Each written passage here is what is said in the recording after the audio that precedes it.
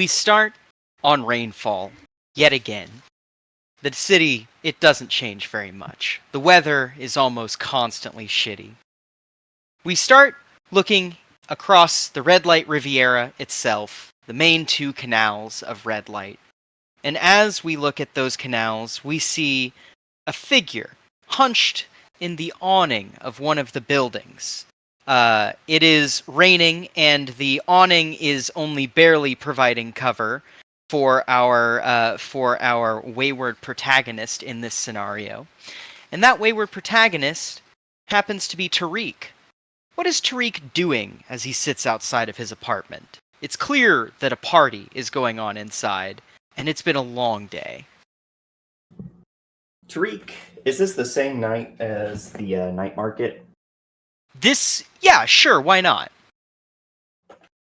Okay, in that case, Tariq is still, actually at this point, Tariq has probably taken his shirt off, if for no other reason than to change the patch band-aids on his new tattoos.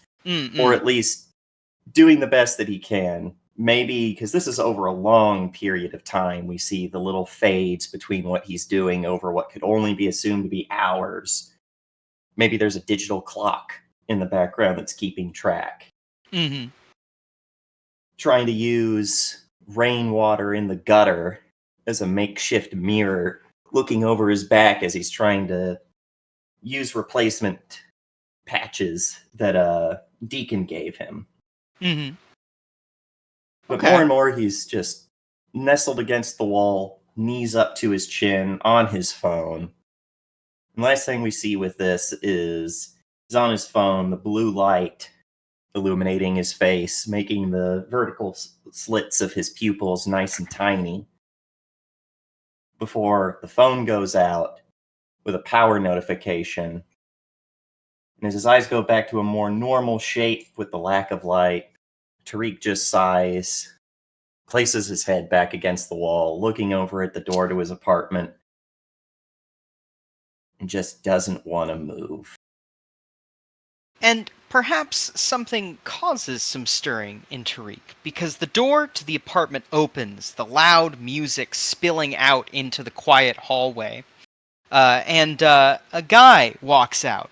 Some sort of, red light rich individual. He's got a couple cosmetic cybers.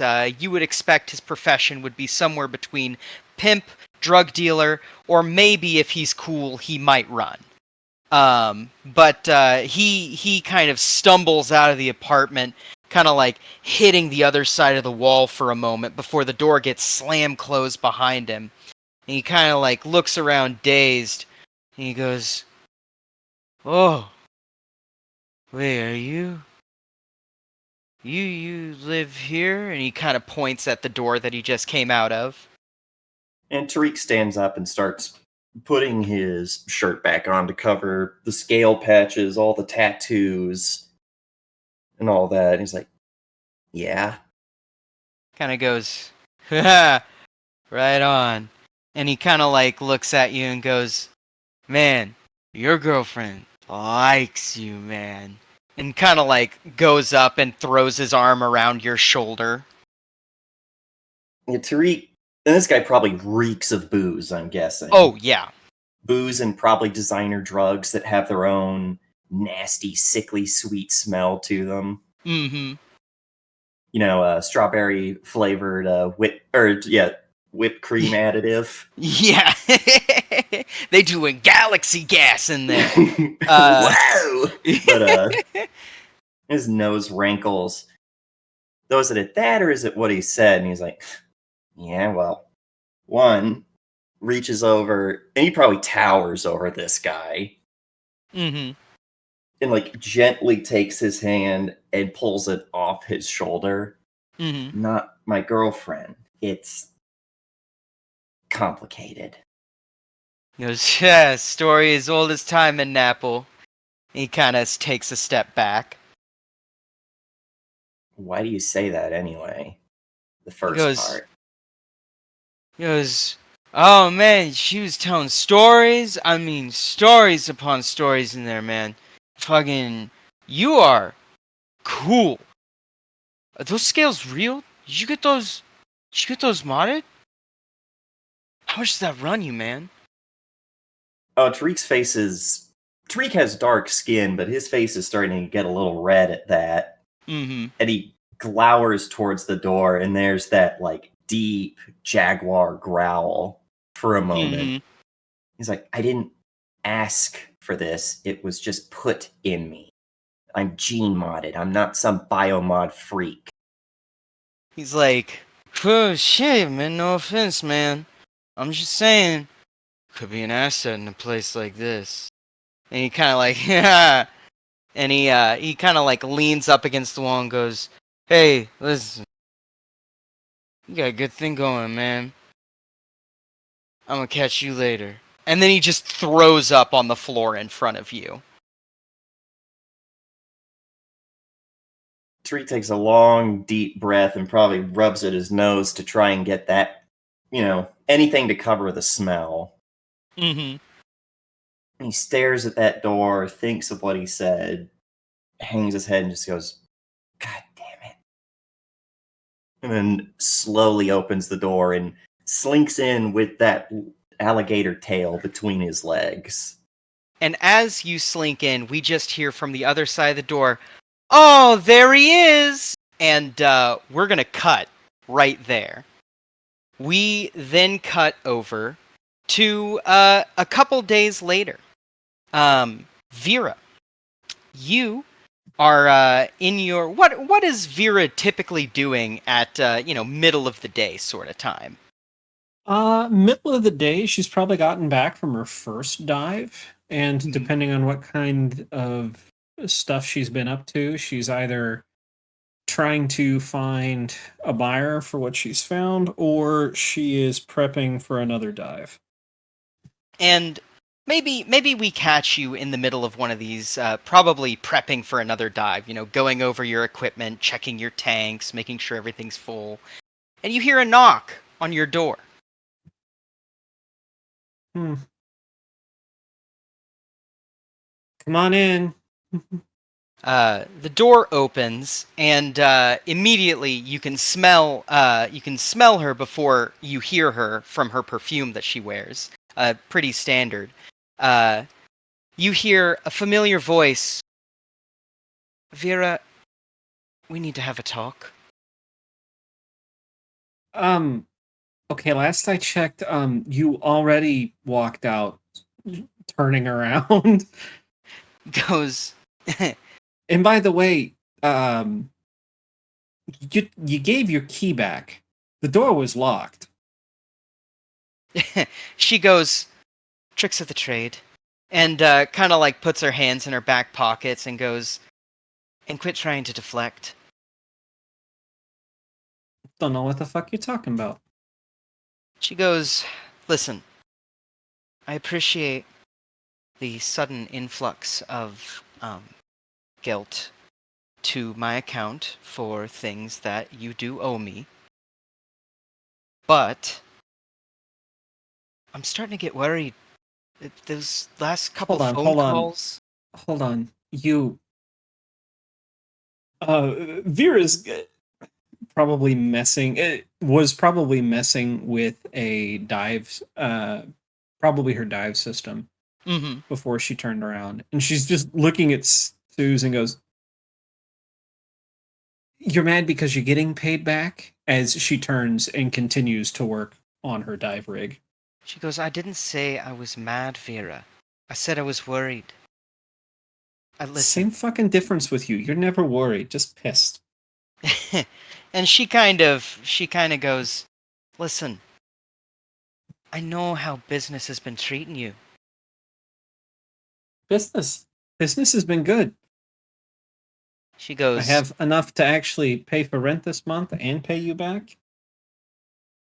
she goes, yeah, what did how have you been? Something tells me that you didn't find a new diving spot. The last two phone calls that you gave me, well, they were concerning. You worry too much. As She finishes putting her dive system back together, and starts putting it on. And besides, eh,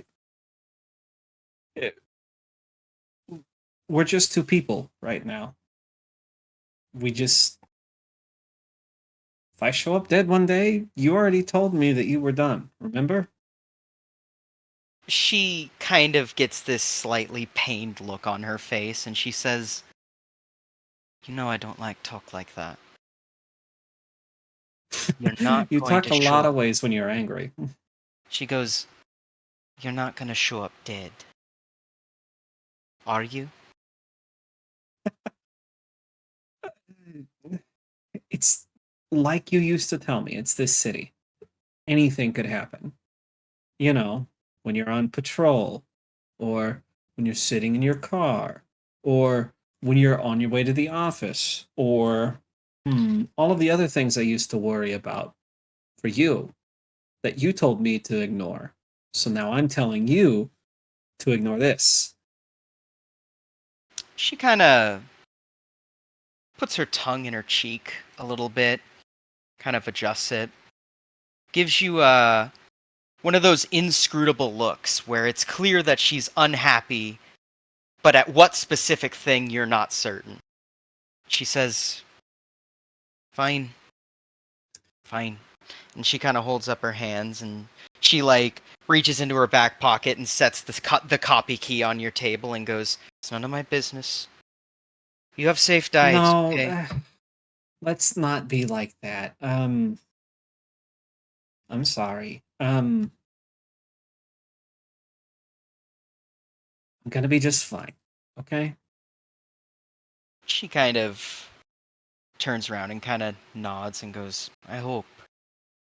Just don't get Don't take yourself in that too key much unless you trouble." Hmm. don't leave that key unless you never plan on coming back. She kind of pauses for a moment, and she'll reach for the key and kind of very quickly take it. She'll say, she'll say, someone's got to check up on you."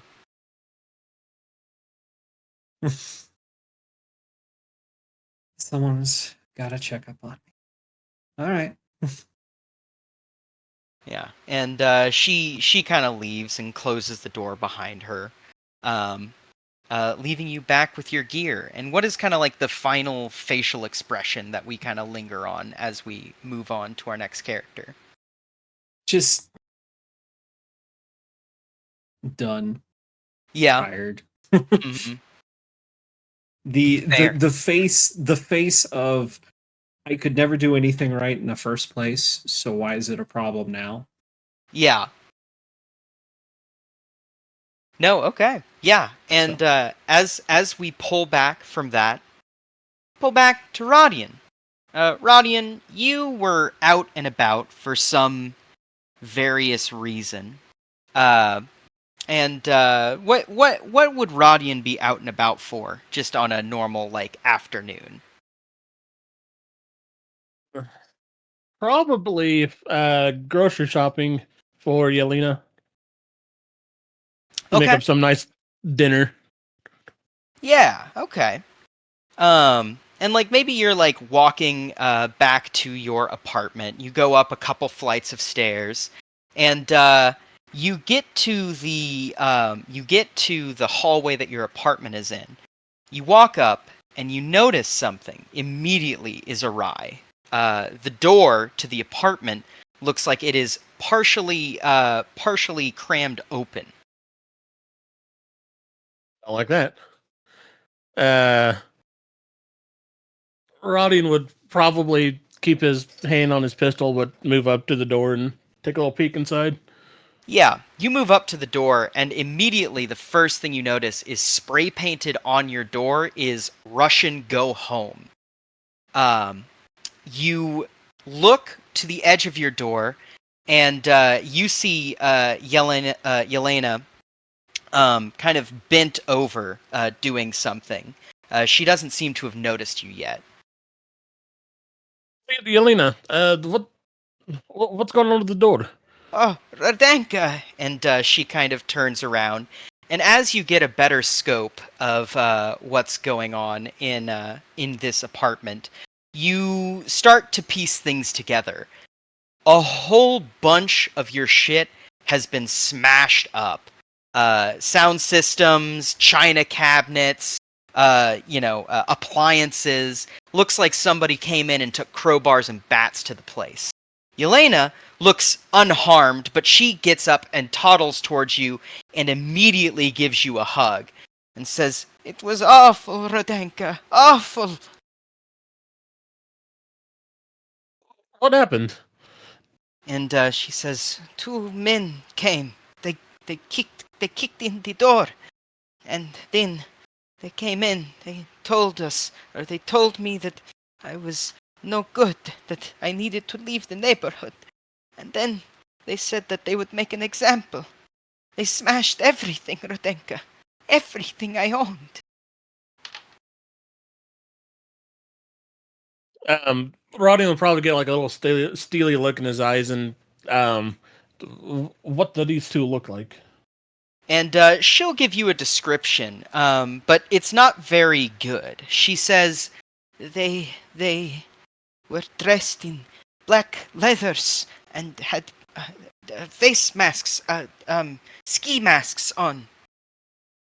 They were big, very big. One of them, I think, had tattoo of an eagle or some sort of bird on his arm. What did they sound like? Did they sound English or Danish? She said, they said that they were Ukrainian, but it sounded to me that their accents were off. Hmm. I do not like this. Perhaps we should get some better locks on the door. She kind of nods and says, "Yes, yes, perhaps a better door," she says with a slight kind of smile on her face as, one of those uncomfortable laughs. Hmm. But yeah, you have just experienced a break-in at your apartment, Rodian. Um, you could, so they did enough damage that it's going to like impact you financially. They did like $500 worth of damage, 500 gelt worth of damage, essentially. You don't have to Okay. pay that right now, but if you want to replace your stuff, right, like your just basic living conditions in like your Hmm. door, it'll be like 500 gelt. I'll go ahead and pay for to replace all the stuff and perhaps get a better lock. Okay, right on. Yeah, and we'll say that 500 gelt is including a better lock on your door. Yeah. Okay. Um, but yeah, and as we pull back, what are we kind of seeing on Rodion's face as we pull back? Kind of a like a dark look on his face. Um, People breaking into his home that he and scaring the bejesus out of his surrogate babushka. He doesn't like that. Yeah, He is kind of angry. yeah, I can imagine that. So yeah, we pull back, and we get a placard that says 4 days later. And we get the kind of swooping shot across to red light, and then moving over to Tartarus, and then swooping in the door. And we have you guys standing outside of Oma Mankfeld's office at this point. You've been called in for another job. However, even through the well, actually, no, you wouldn't hear anything, but you would know it is taking a long time for Mankfeld to like bring you guys into the room. Um, she is usually pretty prompt, all things considered. So you've got clocks there, and of course, all three of you are there. Um, but yeah, I think clocks is kind of just sitting there like, man, taking grandma quite a bit of time. No, I'm sure she's just what is it old people do again? Bingo? Yes, I'm sure we run bingo night here. He's like, I don't know. Could be high stakes. I might want to get in on some of that action. You want to get shot or stabbed over bingo? Hey, there are plenty of things to get shot or stabbed over. I've been shot or stabbed over worse. Like what? He goes, that's my little secret. And, like, he kind of flashes you a devilish grin. Tariq just gives him a weirded out look at that, like, Yeah. And maybe as you guys are waiting, finally the door opens and one of the security guard looks in and he like finishes opening the door, kind of looks at you guys and nods in, and you hear Mankfeld, and listen here. And then you hear a tiny little voice on a phone as she kind of like holds her finger, as she holds like a smartphone to her face. And she kind of like looks up at you guys. She looks pretty cross, but not at you guys, and kind of waves you in. are we hearing the classic Oh, cartoon? Yeah. Yeah, exactly. Yeah.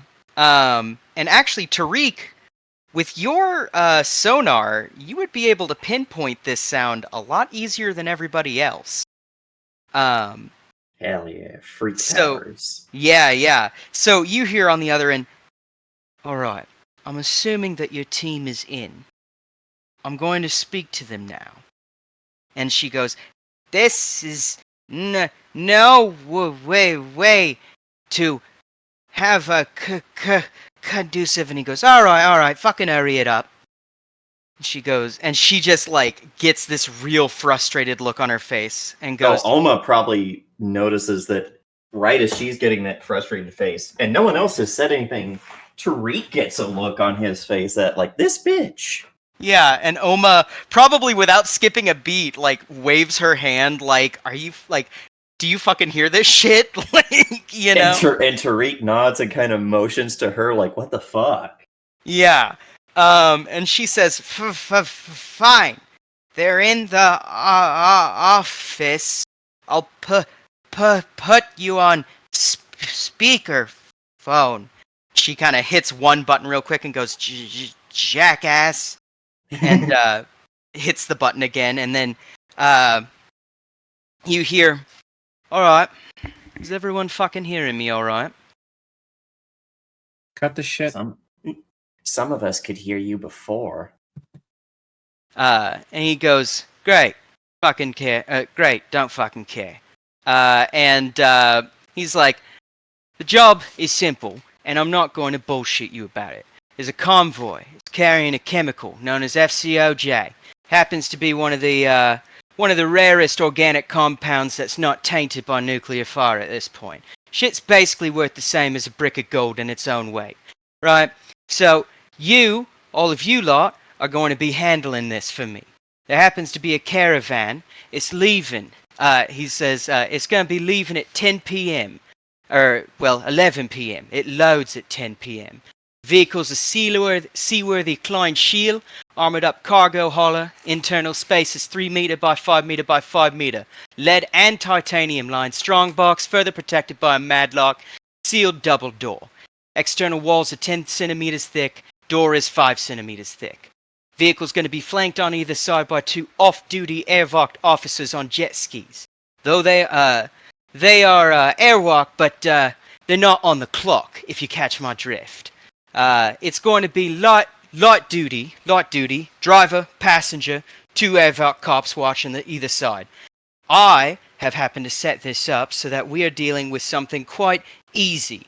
Like I said, light duty. On top of that, the corpos aren't exactly doing what they're supposed to. This is a convoy that's not on paper supposed to be happening.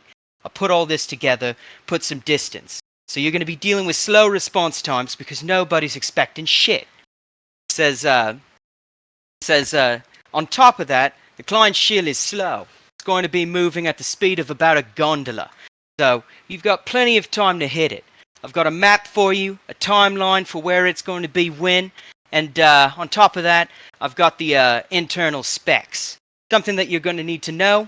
Each of the cargo needs to be maintained at 0 degrees Celsius at all times. It is extremely fragile, and I need you to understand this. Do not fucking drop the cargo. If you drop one canister, the whole thing is going to go splat. He kind of says, pay is 1,500 gelt per canister. I'm going to be providing you with 4 cases. Each case can hold 3 of the canisters. All right. Exposure is up to you. I don't care how you do it. Just get it done, and you'll get paid. All right.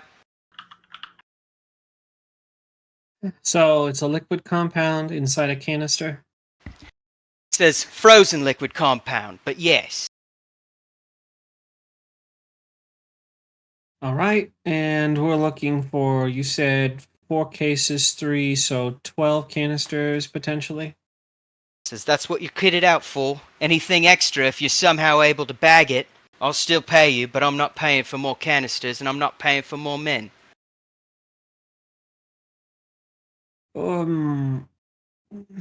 This container that it's all in, what kind of vehicle's it on top of again? Klein Shield. It's an armored cargo vehicle.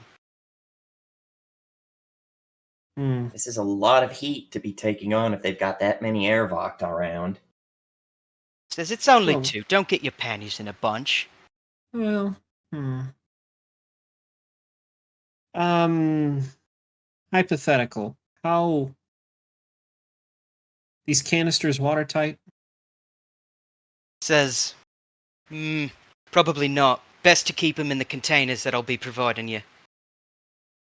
No. So, if we breach the container, are those canisters watertight? Says, up to a certain point, but I don't think anybody's going to want them if they've taken a dip in the lake. They're on a fucking boat. Jesus Christ. He says, listen, I'm providing you with an opportunity that I did a lot of fucking work for. I don't appreciate people who disrespect my fixer, so we're already off on the wrong foot there. He goes, great, and I don't fucking care. Job's a job. It's been agreed. This guy Either is you're the crew or you're already not. realizing. This guy's already made me try and figure out ways to screw this fucker over. Never make a deal with a dragon. Hmm. That's, Well, we that's don't know something anything Drake about says this out guy, loud. Huh. we don't Like- we don't even know who this guy works for, right? Yeah, that's No. why looking between everyone else in the room, Tariq says that with like an out loud this guy is not giving Tariq good vibes. We can discuss that more here in just a few minutes, but for now, okay. Smash and grab, get canisters, deliver canisters where you want, huh? He says, you'll be bringing him back to Tartarus. Easy middle ground. And Oma just kind of slowly nods her head, like, she's like, yeah, that is where it's gonna happen. All right. Short timeline you've given us tonight at 11, huh? Says, well, I assume that fly by night happens to be one of the shipping options. Fly by night.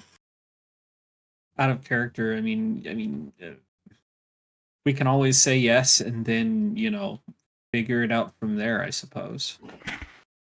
Yeah, if nothing else, you guys have gotten some fantastic info about this, even if you backstab this guy. Which, by the way, let me show to everyone that's the convoy schedule. And let me real quick reveal the convoy route. Go into GM. There we go.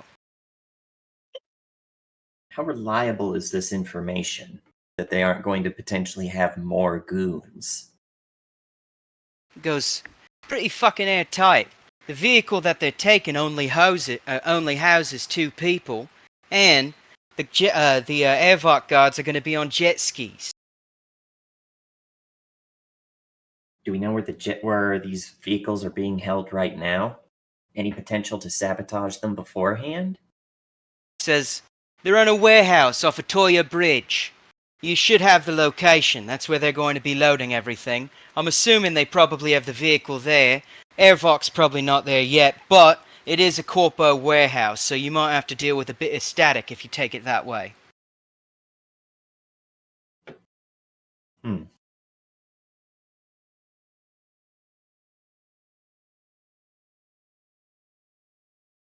That is not a And- bad idea. If we can sabotage the boats beforehand. Well, out of character, I'd have more I'd like to discuss, but I want him off the phone first. Yeah, like Tariq is going to look to the others and shrug that he's out of questions. Yeah. All right. It's what it is. Goes, alright, remember, you do this job, you get paid fucking handsomely. You get all 12 canisters, that's 18,000. That's a pretty tidy sum. And he says, I'll be waiting to hear the call. Your fixer will be our go-between. Ta. And he hangs up the phone. And there is... 4,500 gelt, but for each of us is not the take he thinks it is. And Oma Mangfeld goes, I have a couple things to add. Yeah, go ahead. She says, you've got 4 men for a 5-man job. I got a text from Chance. Just said Dolph needs help. BRB. Who the fuck is Dolph? He was personally one of my favorite, but also a not very good actor from the 80s and 90s. She goes, yeah, smart ass, she says with a kind of grin on her face.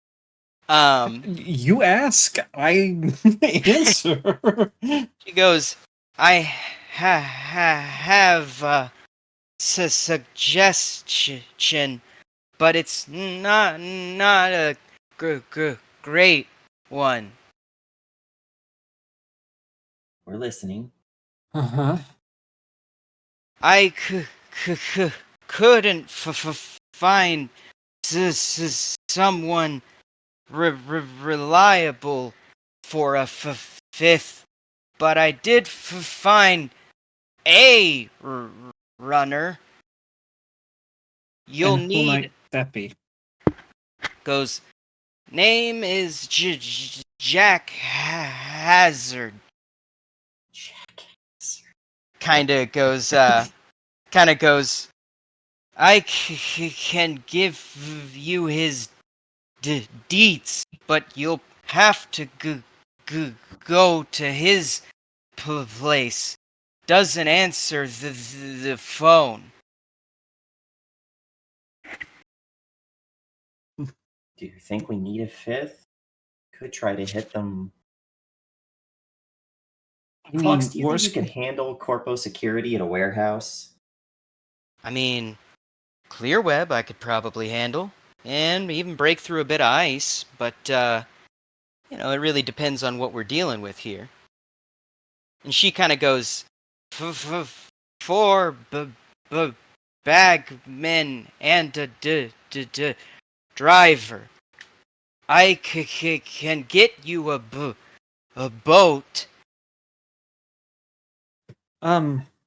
That was something I was going to bring up. What if we just sank it? Sank the boat with the stuff? Well, the reason I was asking how tolerant these are of water is because I know somebody who spends some time salvaging things off the bottom of the bay. Do you think It's me. you Me. could do that? It's my Menkveld. fucking job. Menkfeld probably goes, I don't know a lot about the package. The in-between fee is really juicy, or else I wouldn't have bothered you with it. At the very least, what we could do is we can blow it open on the surface. We can get them in canisters, and the egress of the canisters can be underwater. I can store. Go ahead. Canisters are watertight, and she kind of stands up and does her little old lady shuffle over to 4 big metal boxes. Each one is actually 2 load, but they are waterproof, and these things look damn near bulletproof. So those are what we're putting them in. She says, temperature cooled and pretty resilient. So they're 2 bulk. Uh-huh. How well could you fit more than one on your person? It is one of those things where you're probably going to need a free hand to carry it. Basically, the thought would be to steal some sort of submersible, hide it in the bottom. Basically, we grab them, we dump them overboard, and then the diver will attach them to the little ski-doo or whatever, a sea glide, and then take them to our predetermined bug out location. Oh, I mean, she could just take them to her boathouse because that's concealed. Well, I was thinking to help a little bit with our man problem issue. Tariq's got more than enough bulk to where he could carry 2 of them, probably fairly easy. Okay. But we're in the middle of the water. Yeah. But I meant like when we're loading them up and then getting them off the boat to like dump in the water. Oma Oma probably says, if you want to pull double duty, that's on you. Yeah. I mean, No, that's we don't wanna- certainly an option. We want to not kill any of these Airvoc guys. Despite what that jackass says, we don't need that kind of heat. Yeah, that's not a good idea. She probably says, sounds like the corpos, though, might be disposable. Clocks is like, yeah, if they're working a job that they're not supposed to be working, that doesn't reflect too well on their loyalty reports. Yeah, it seems like they are, how do you say, double dipping. Yeah, Clocks nods and goes, yeah, that's a good way to put it. Who is this guy anyway? Just know he's corpo, and he calls himself collections. What, are we going to tattletale on him to the boss? No, I'm just worried that he's going to end up screwing us to someone else. Oh yeah, that's probably going to happen. Let me think here though. The biggest problem I see is how we're going to get the containers onto the boat in the first place to fill.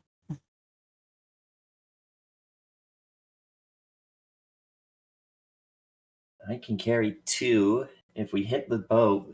Maybe. But if we how are we make going to the boat- get on the boat? If the boat breaks down from our sabotage, there's several points where it'll be going by bridges. You want to jump from the bridge to the boat? Clocks goes, that sounds exciting.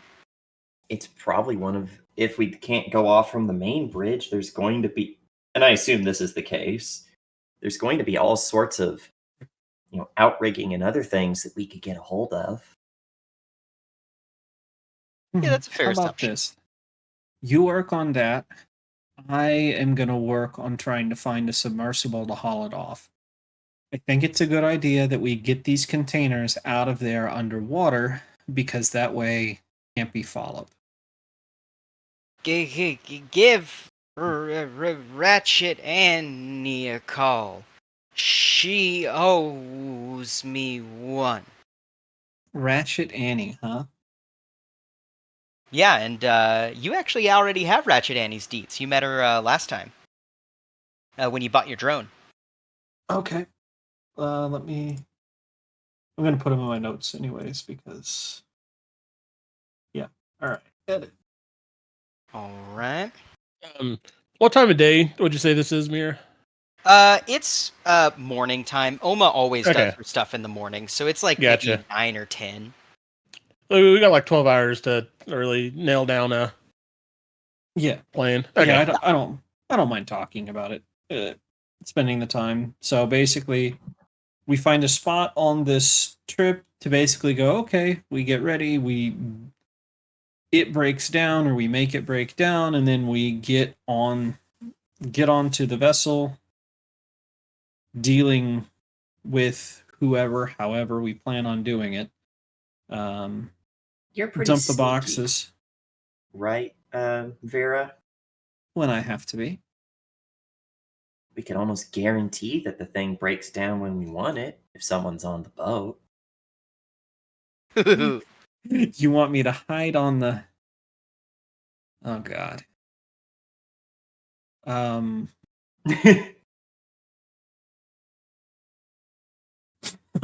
Already, I'm going over to my character sheet. Did I spend all of my skill points? Do you have the one where if no one's like directly looking at you, you're just invisible? No. No. No. Um, I thought that was one of your focuses. Wasn't it Ghost or whatever? no. That was Daniel had somebody it. else. Yeah. Yeah, Chance had it, but I had specialist and all natural. yeah. Oh, you have that Ghost Edge, yeah. Yeah, and Ghost Edge, it just means that I can move as an action unseen. Just keeps running around in a circle and no one can see you. Yeah. Or I can re-roll a failed sneak. Mm-mm. So. Okay. It's a potential idea. We don't have to go with it that way. But that's a lot better than trying to figure out how to make a boat break down at a specific time in a specific place.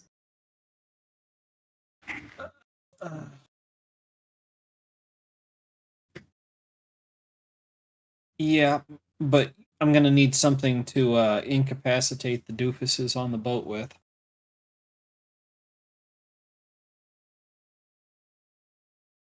Unless you just Clock's, want me to, unless you just want me to frag him. yeah. Clock's like pulls out his pistol and just like shrugs. Unless you just okay. If we're just gonna frag the corpos, we frag the corpos. Well, if you want, I could be. Then the three of you, we would need a fourth in order to get the fourth bag on. Because if I'm on board, I could probably stay low long enough until I can just. Any motions like. Probably uses clocks as an example of like just getting up behind him and putting him in a chokehold. Oh yeah, and Clocks is like he plays along. He's like like holds out his arms dramatically. And I think even to that end, fucking Oma Mankfeld goes, yes, Clocks, you're very good at getting your ass kicked. And he kind of goes, "Oh, thanks, Damn. Grandma." Sits down, and she gets another look of consternation. Okay, so Okay, so what we're thinking is we go, we figure out where they're loading it. I sneak on board. I break it down underneath a bridge. If there's only three of you, yeah, we're gonna, unless you want to drop the crates to me somehow without dumping them in the water. These crates could probably survive a fall from the bridge to the boat, yeah? Yeah, As Tariq goes and picks one up one-handed, how does it feel, sturdy-wise? it feels sturdy, and it probably weighs like 30 pounds. Oh, so he's picking this up like a cereal box. Mm-hmm, mm-hmm. Okay. All right. Um. Okay, sturdy. Or, I mean, you just, attach a fucking rope to it and we lower it down like that. Now, what are we doing about the airbox? Well, like Cloak said, they appear to be going outside of their corpo, No, so well, that Clocks was the goes, corpos. What about Airvoct is the police? oh, yeah, right, yeah. right, right, right. There's two off-duty police officers who are escorting this, and definitely Clocks goes, "Whoa! I did not say anything about killing a cop." Like, he's like, Well, "I what if their could if you jets- need me to, but I What if mean, their jet skis are just busted and they can't go? I don't think they'll leave without an escort. Hmm. Is that safe to assume, Oma? probably." Ugh. Well, um, hmm.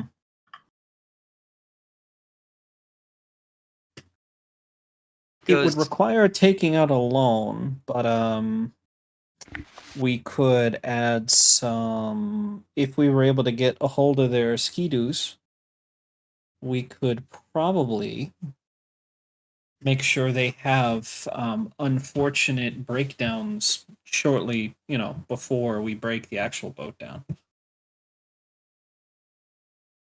If that makes sense. Yeah, if they're already underway, they might just decide to gun it and try and make it without their escort.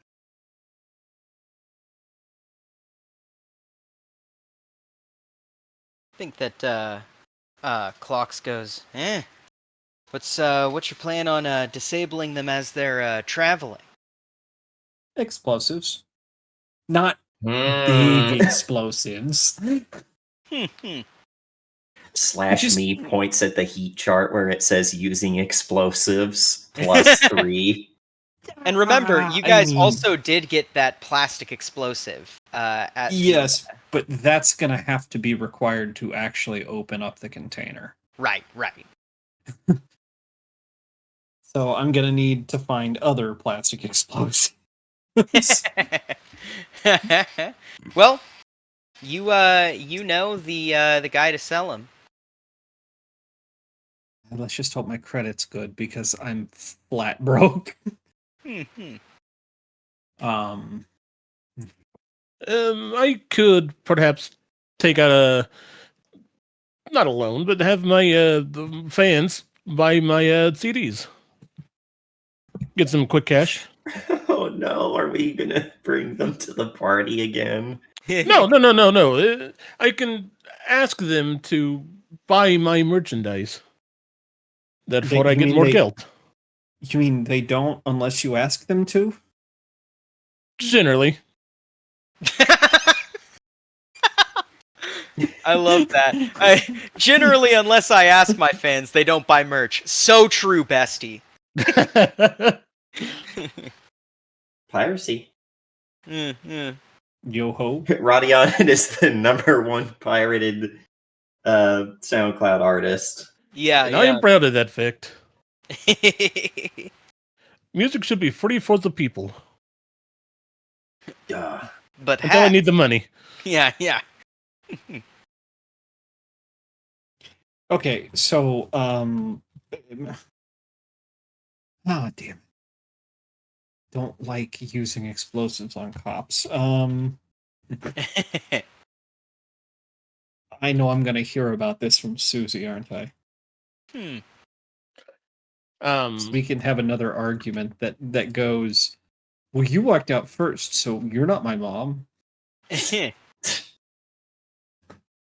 I think I'm gonna go ahead and do that, Mira. Unless we can have another use for 200 people. But barring that, for some quick cash, I can get 4,000 geld. Nice. Damn. Okay. I'm level. Jesus. I have level 2 of Pop Idol, so your donation merch earning amounts double. So if I get Okay. if I get 1,000 at per character level, I'm level 2. Yeah, Yeah. 4,000 geld. Hell yeah. Man, Okay. he's gonna be our sugar daddy by the end of this campaign. Okay. Yeah. So You just put back from the. Go ahead.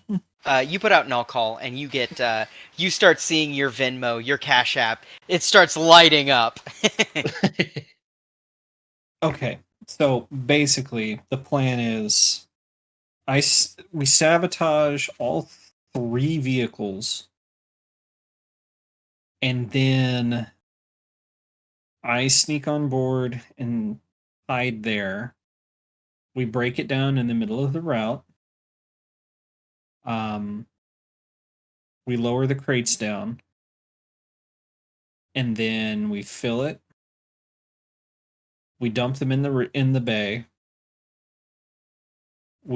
I dive down. I attach the crates to the Sea Glide or whatever I end up getting. We take them to my boat house, because I can do that underwater. And then, how do we get them from there to Tartarus?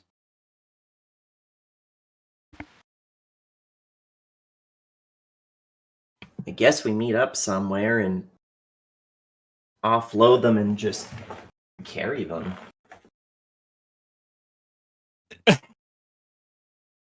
Sorry, shouldn't laugh, but that I don't think is going to work very well. What's the nearest spot that we could get a small boat like that up to Tartarus? Well, so you live in Canal Belt South, right? Near Sunken CBS? I think so. Okay, gotcha. So Canal Belt South is pretty sparse. You could like basically take an Uber if you wanted. But like Oma said, Ratchet Annie owes Oma a favor, and Oma's letting you call that in. I guess we could, instead of going back to the boathouse, we could just take it direct to Tartarus and then just lift it up and out of the water and take it there. Yeah. If that sounds legitimate to everybody. Yeah, I think Sounds that will legitimate work. as anything else. Okay. What counts as legitimate around here anyway? The kind of Anan. I don't know. Excuse me. Okay, so first things first, we're gonna need some way to disable the 2 jet skis, right? Mm-hmm. Shit. Okay. It doesn't have to be an explosive. It could be an EMP or something just to kill him. Right. I've got grenades, so I can just. Well, they're not. I mean, they're not high explosives. They're just, regular explosives. Using frag grenades or small lethal explosives +1. Guys, we're already gonna have to use a satchel charge to break this thing open. That's already +3 right there. Oh, we're so dead. Uh, like, We're gonna need a bit of time to cool off afterwards, or you know what we do? We just fight the Keep- fuckers. keep Defeat a trucking. defeating a reprisal attempt -2. Yeah. You know, we let Randy Random send a raid. It turns out to be all, primitive children, Hmm. and we beat them with our jade clubs. Yeah, exactly. You do know that I love RimWorld. Um, let's see. Just oh god, it's all gonna go so bad. I Um, just know it. yeah, I think that Oma Mankfeld goes, well, if you need another gun hand, you know where to find him. Do we like Jack Hazard? Looking at Oma. She kind of goes, he makes me a little nervous, but he has been on a few jobs and hasn't fucked up. All I'm saying is I would rather have the money than an extra hand, but if we can have the money and the extra hand. Do you say that to Oma? Um hold on. Hold on. I'm Comes feeling the like coin. I see to all of our audience members, the coin doesn't necessarily determine what the answer is. The coin helps you decide what you actually want. Facts. Because if you say, all right, heads I do, tails I don't, then I can already go in my mind, okay, I actually want heads, which means yes. Even if you Yeah. get tails, Right. I use You don't coins in decision say- making all the time. you don't say what the results mean. Right. So, yes, I do say that out loud. Oma probably looks at you for a second and says, doesn't matter how shit someone is, you don't set someone up. Oma, I think you are the only fixer in this entire building, hell, maybe even this entire town, that can say that and probably actually mean it. Because, I mean, look, most of you fixers, you get a job, you hire someone as cheaply as possible for it, and then when they're done, they die, and then you dump them in the river.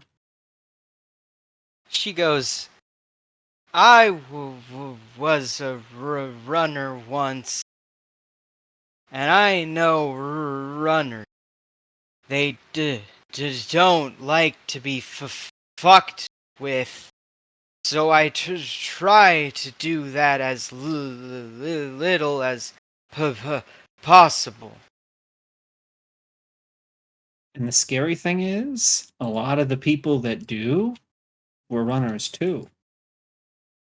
She kind of nods very sagely. So, I take it this means we don't need Jack. She shrugs and goes, I suppose. I'm looking at the other two. I don't know. It's up to you. More moving parts means more things that could go wrong. So what would we have him do? Really, the only thing he probably could do is just another hired gun. Which, I mean, can never go wrong.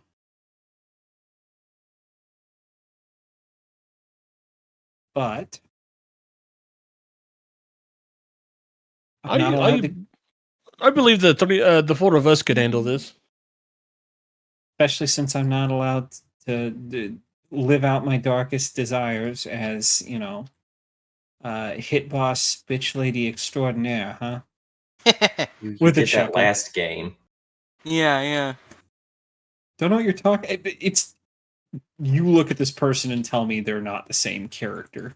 yeah. Everybody's lucky at the end of the day. Everybody's lucky that there was only one. Kind of two. No, that was Sam. Sam's Kind different. of three when you think about it. Huh? Lucky. Post-explosion lucky. Post-Sam lucky. Yeah, but they only existed like they didn't exist at the same time. That's fair. That's true. And we're all thankful for that. We're all incredibly thankful for that. Nothing would ever get done. They would either fight each other or kill each other. Yes. Or both. Por qué Probably no los both. dos? Yeah. Okay. So. Man. Well, we'll keep that in mind, I guess. If something goes wrong during prep, we can always say another gun, please. Yeah. So, okay. Yeah, true. If this guy gets, bites it. I mean, how much money was I making? Like 500 gelt for heavy pistols? And if he has a heavy pistol, I mean, that's just $500. Jesus. I will loot my teammates! Yeah, I noticed. Hmm. I haven't We done it scared yet. you sufficiently yet, Rod? Not yet, no. What about Josh? Also, no. Ah, damn. All right, gotta try harder. Well, I suppose first order of the day is to go buy some explosives and a skidoo. Hell yeah. So you guys kind of have a bit of a plan for prepping put together. So who's doing what? I can go grab the skidoo if someone wants to go buy the explosives and or the EMP stuff, I guess. That feels like a Rodion job, because Tariq was going to go explore the bridges and see which one would probably be the best. Mhm. Oh, that's a good job. That's a good idea. You do need to do that.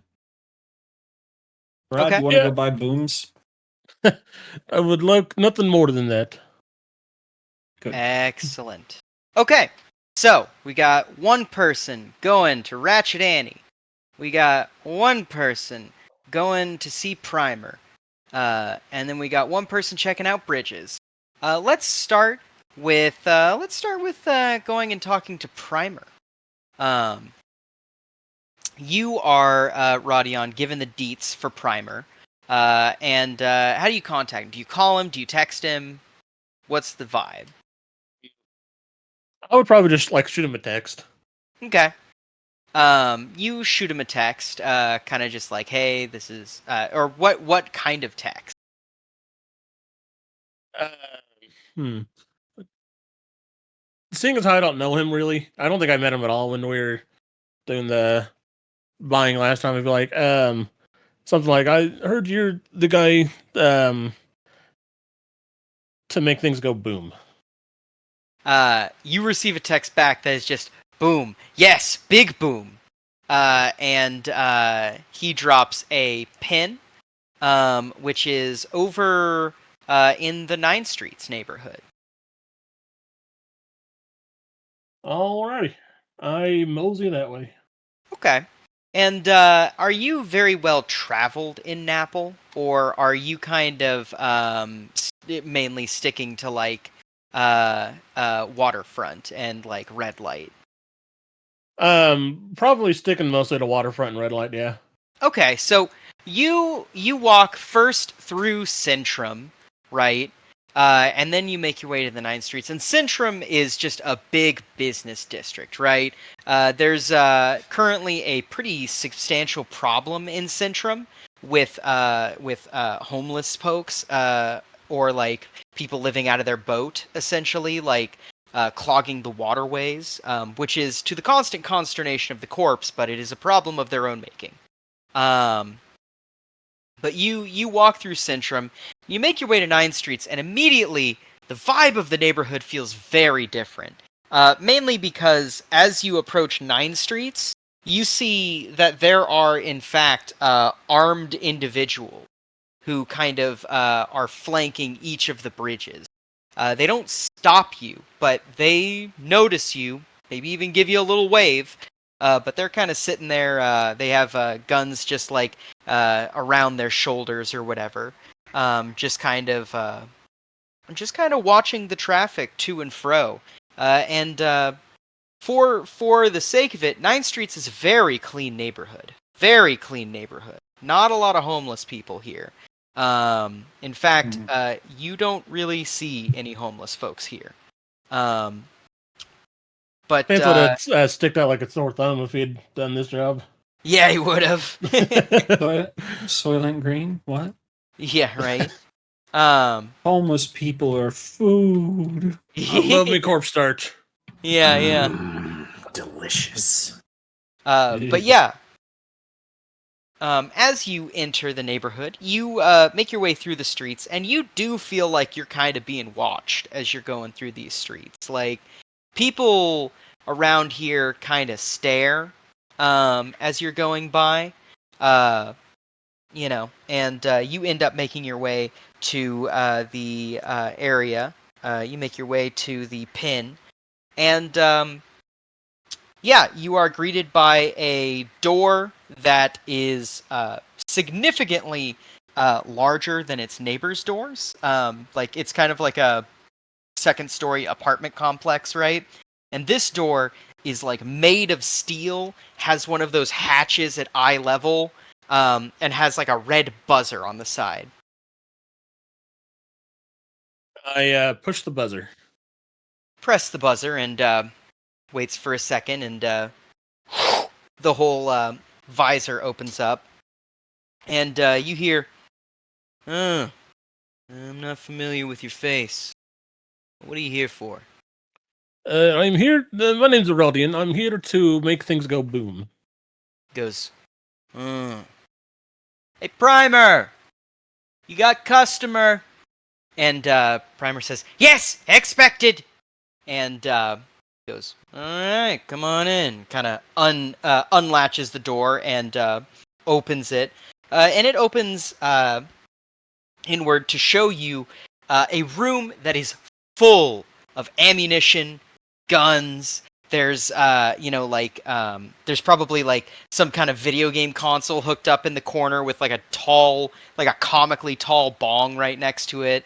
Bunch of beer bottles everywhere.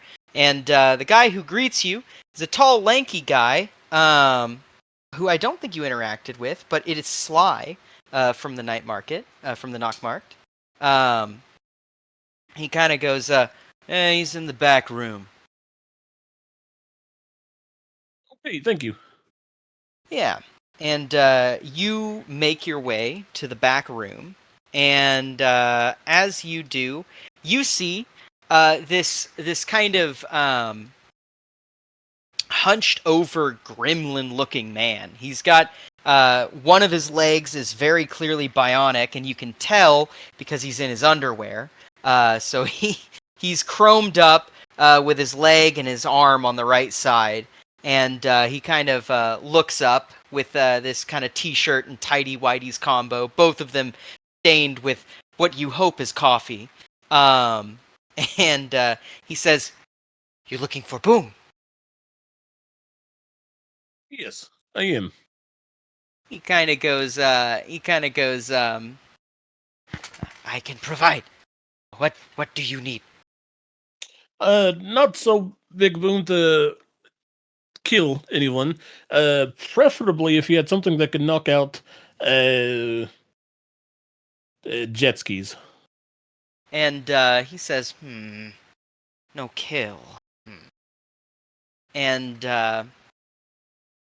probably says, taking a look, he says, person on jet ski, very vulnerable. Yes?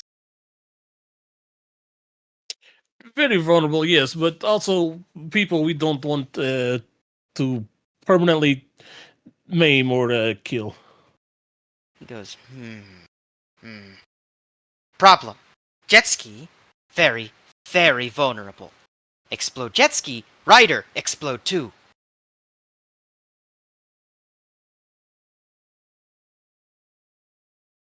That it is a bit of a problem. Kind of rubs his kind of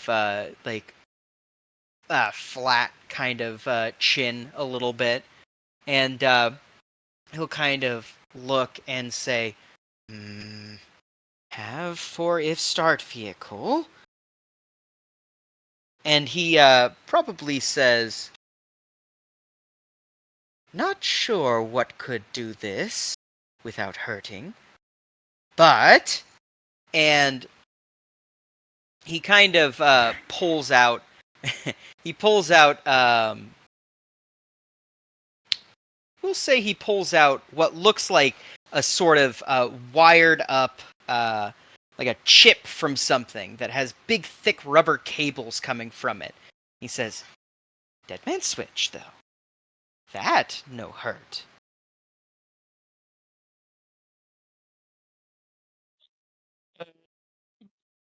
How does it work?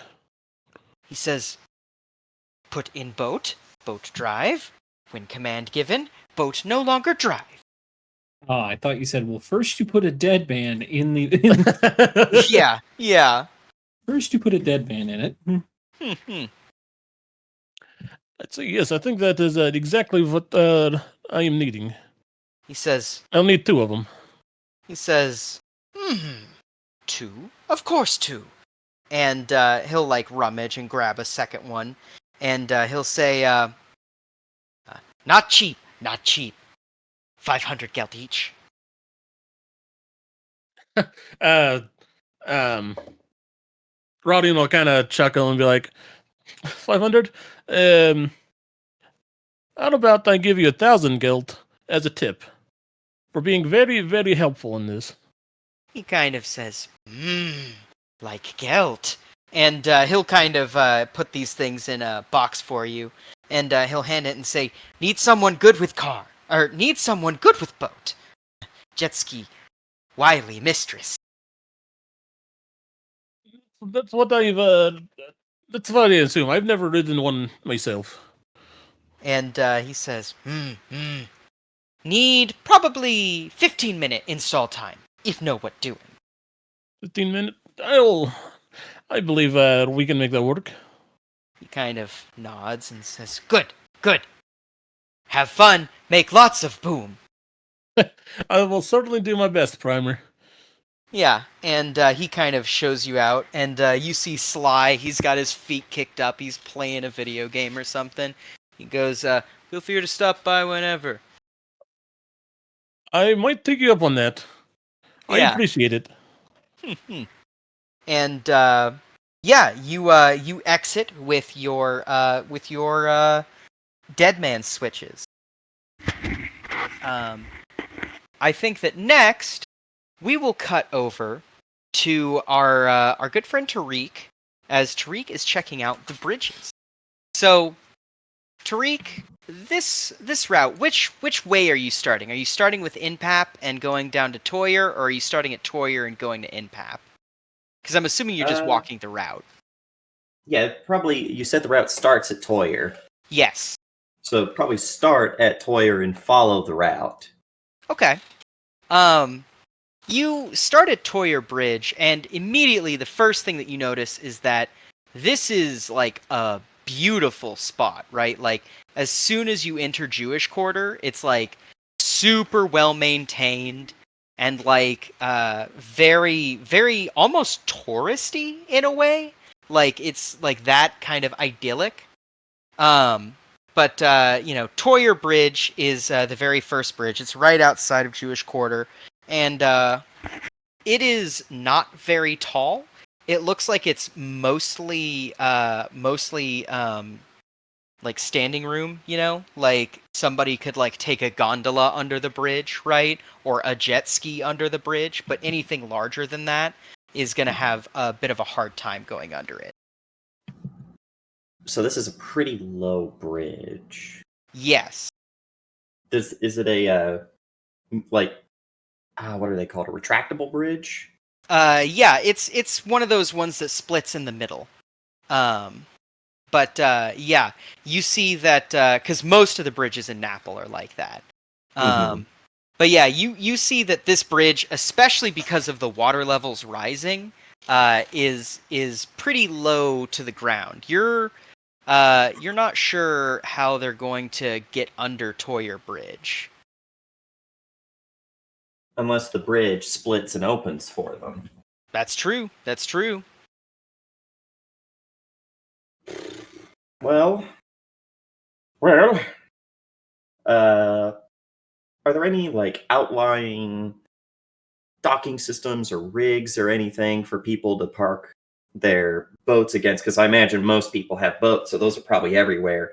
Yeah. Where if it was stopped immediately before or immediately after the bridge, it might be easier to like board it from the side rather than hop onto it from the bridge.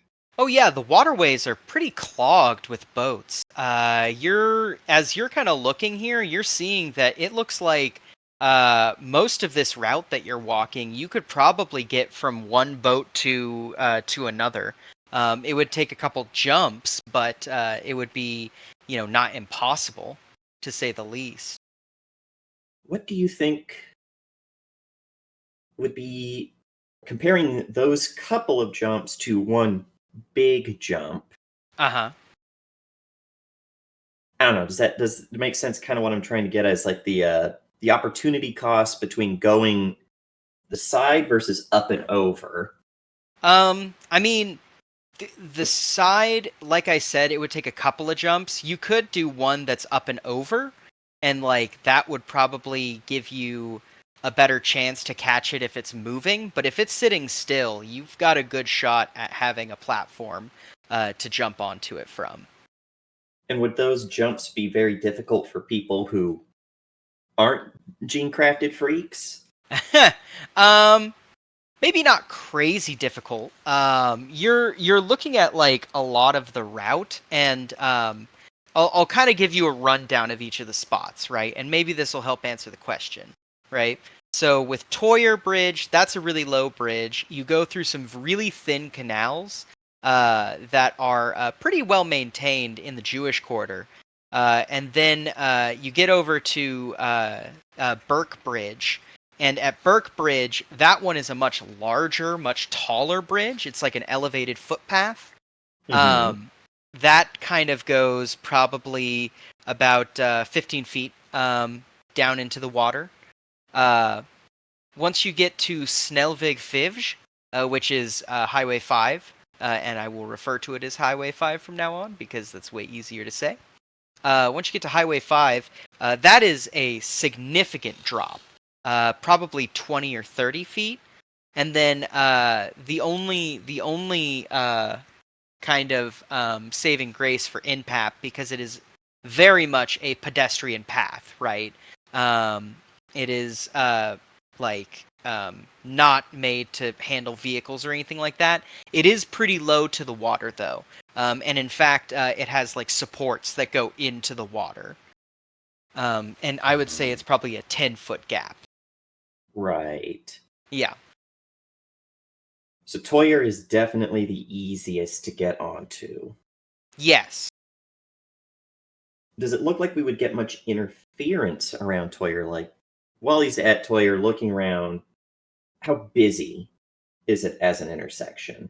Like as an intersection, you're kind of in the middle. You're kind of like early-ish in the day, so a lot of traffic is going on. Um, But one thing that you've known since moving here is that Jewish Quarter is kind of a sleepy neighborhood at night. Like not a lot happens at night in the Jewish Quarter. Uh-huh. So it's much more of like a historic neighborhood, right? Um, as opposed to like a party nightclub. Like there are bars, but nothing significant. So you expect that traffic would probably be lower at nighttime. Well, it means this is probably the spot. Okay. And yeah, I think Tariq will send I assume we have like a group chat, Mm-hmm. you know, uh bitches and What badasses is? or something like I was that. gonna say the heist bros. The totally legal activity club. yeah. That's right. Demos Appreciation Fan Club. But we'll just text to everyone Toyer Bridge. Okay. And Excellent. like a thumbs up emoji. All right. Excellent. Roderick And would send. Sorry, Mira. He would send okay. back the obnoxiously large thumbs up in response.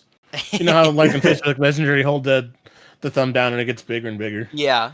That's what he does. Excellent. But yeah, okay. And as we have that set up, we are going to cut over to Vera. Vera, you have been given the deets for Ratchet Annie. Mhm. And she operates out of red light, so it is just a hop, skip, and a jump away. Don't ask me to do any of that. I can't hop or skip. I'm not sure I can Let jump alone anymore either. jump. Yeah. I skip regularly. I increase my whimsy score. But no. So you make your way over to Ratchet Annie's, and it is a place that you could probably appreciate, Vera, knowing that you at one time owned a boat. Uh, it is a big kind of like workshop. You Borrowing. see that. I was Say what? borrowing a boat. I was Borrowing a boat. borrowing a boat. Right. Fair point. Anyway, go ahead.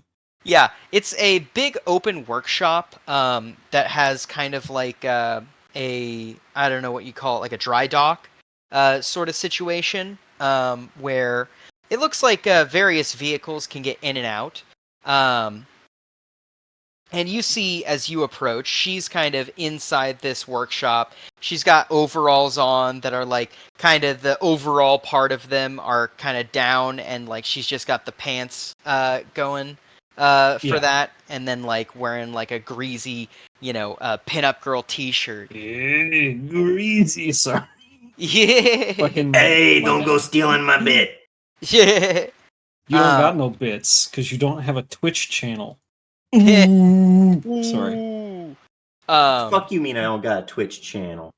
Do I you just have a don't Twitch channel? stream on it. Oh, that's fair. That's fair. But yeah, you get in, and Ratchet Annie kind of like turns around and kind of wipes her forehead and goes, "Oh hi, oh you're from the man." She kind of like picks up on like, "Oh yeah, you're from the night market." Oh, And the she lady goes, with the drones, yes. yeah, and she goes, "How's the mouse drone treating you?" Not too bad, not too bad. Made a couple adjustments. It can do underwater now. She goes, "Well, shucks, I am impressed." And she goes, I've been trying to get those things waterproofed, and well, I can, but just it's not so cost efficient." No, it's not. Which is why I'm here asking for a favor. He goes, "Well, a favor," and she kind of sits down and goes, "Well, I'm not too big on giving favors to folks I just met recently." Well, Oma fortunately knows you. Oh, Omar's calling that in. Okay, Megfeld. I see your game. Well, what do you need help with? Well, I'm looking for a submersible vehicle, like a Sea Glide, but it's got to be able to haul me and 4 crates weighing about, we'll say, 100 pounds each. He goes, whoo! That is a significant drag. And It don't gotta go fast. It just gotta go. she goes, okay. I think that we could probably arrange something. And she walks over to like a workbench and kind of waves you over. And Yeah. Take a look and see what she's got going on. Yeah, and she'll kind of open up this. Her workbench has like a big touch screen on the top of it, right?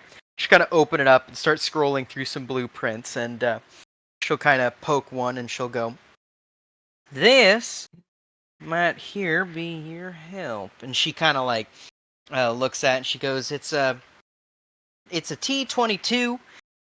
She goes, it's a T-22 hauler. They usually use them kind of like underwater forklifts, most of them when they're trawling Centrum Bay. They're used for structural movement, things like pulling out blocks of concrete and such.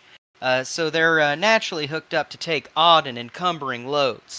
Plus, they happen to have a pretty solid torque ratio. The only thing that I'm sorry.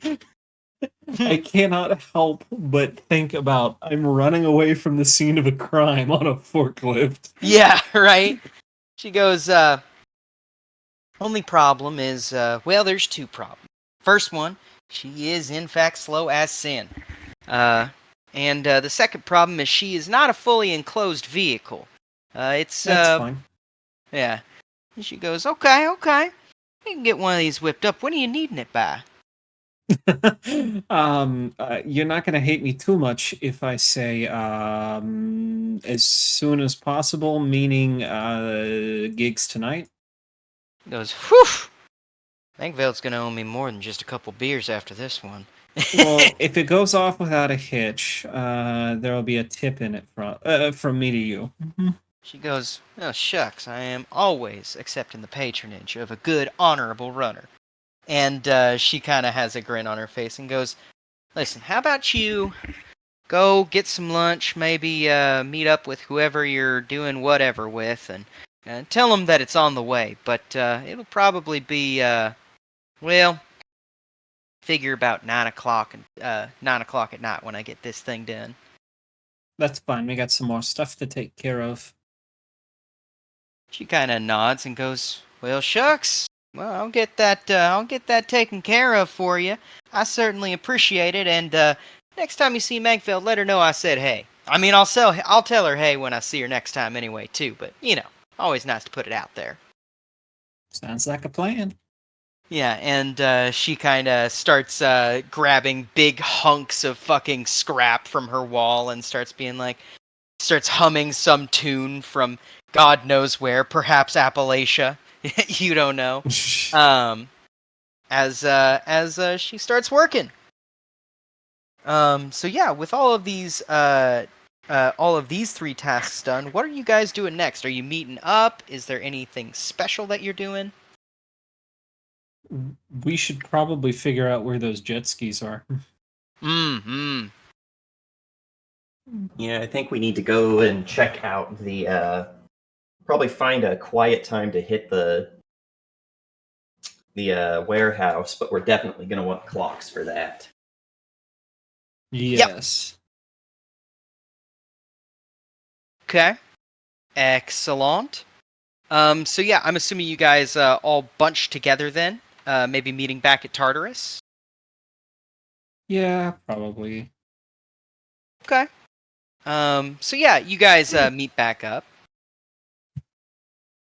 All Uh, right, so I got the boat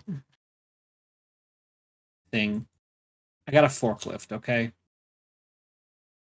As long as you're properly certified. Certified. Who's certified to run anything in this place? You don't understand. I'm forklift certified. Besides, if I actually had my forklift certification, you'd think I'd be single? Fox is like, That's a fair Fox is point. like, I don't know how you do it. Such a fucking stupid. I love it. All right. I How got we doing on the the other stuff? I got the Deadman switches for the Edvoct jet skis. Oh, okay. You know, I was thinking about that. I could always grab basically I could always kill their skidoos, whatever. And then I can I mean, drive the boat somewhere else before, just so they're out of the way. Might not be a bad idea. Disable the ski-doos and Then drive move to along the. wherever we're going to be doing this, whatever bridge.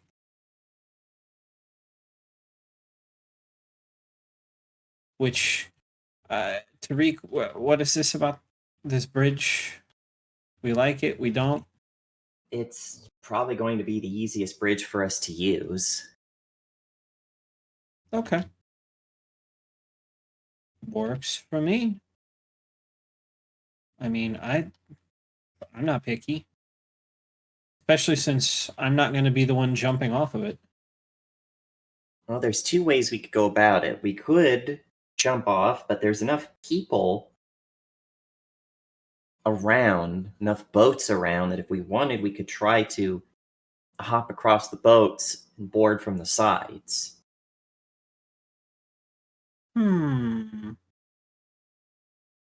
Interesting. What complications do we got because of that? Well, there's more boats, there's more jumps, which means there's always a chance that, you hit a wet spot, trip, you fall in, and then our timing is off. I also True. don't know how many people might be in those boats, and they might get in the way on accident or not, but Somebody decides they want to play hero that day. or just doesn't get out of the way. Yeah, that's always a possibility. Ah, man. Well, I guess this is why we're getting paid shit, right? To handle the big person jobs. Seems like it.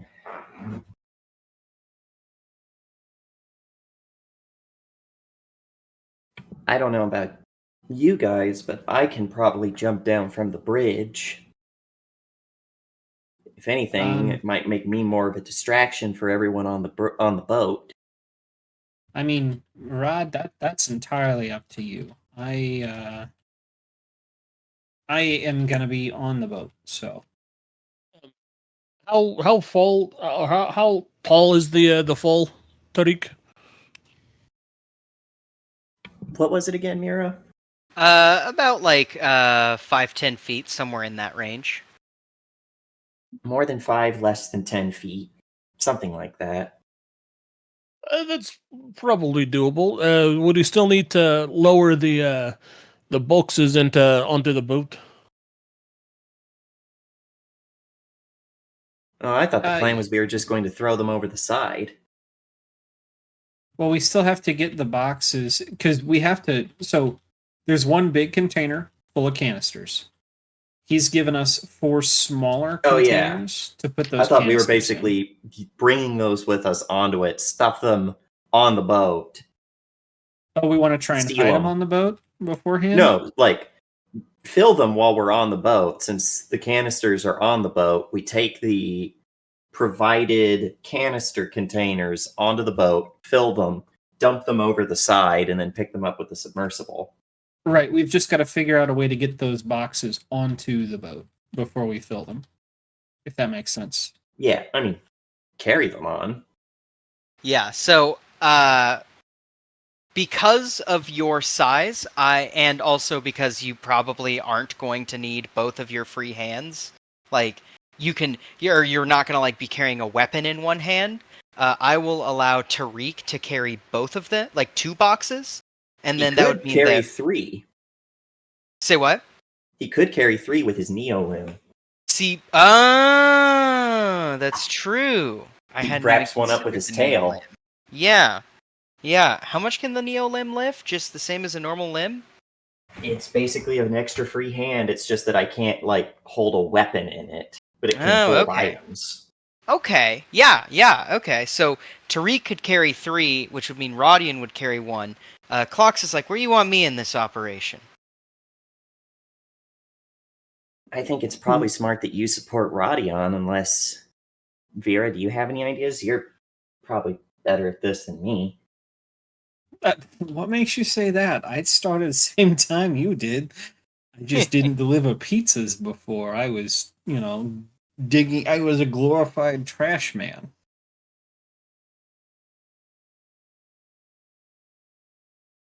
Kind They of. see anything about the enemy runners that we'd have to be on the lookout for? Nothing was said about enemy runners. I feel like Clocks is gonna be our oh shit dude. Yeah. Like, oh shit, something we weren't expecting. Clocks, deal with it. Yeah. Okay. Yeah, Clocks is like, you want me as the gopher? I'm the gopher. And look, I like you, so don't worry about what I said about Jack. He goes, oh, thought it hadn't even crossed my mind. If you tried to kill me, I would have killed you first. I'm that good. He says with like a grin on his face. Yeah. See, what was I worried about?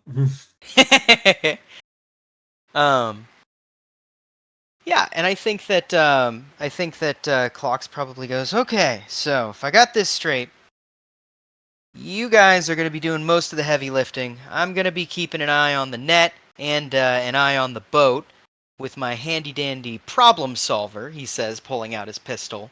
And then he goes, and if anything goes wrong, I'm the emergency backup button. Mm-hmm. Sounds good to me. Works for me. Alrighty. So who are we going to send to sabotage the Ski-Doos? The jet skis.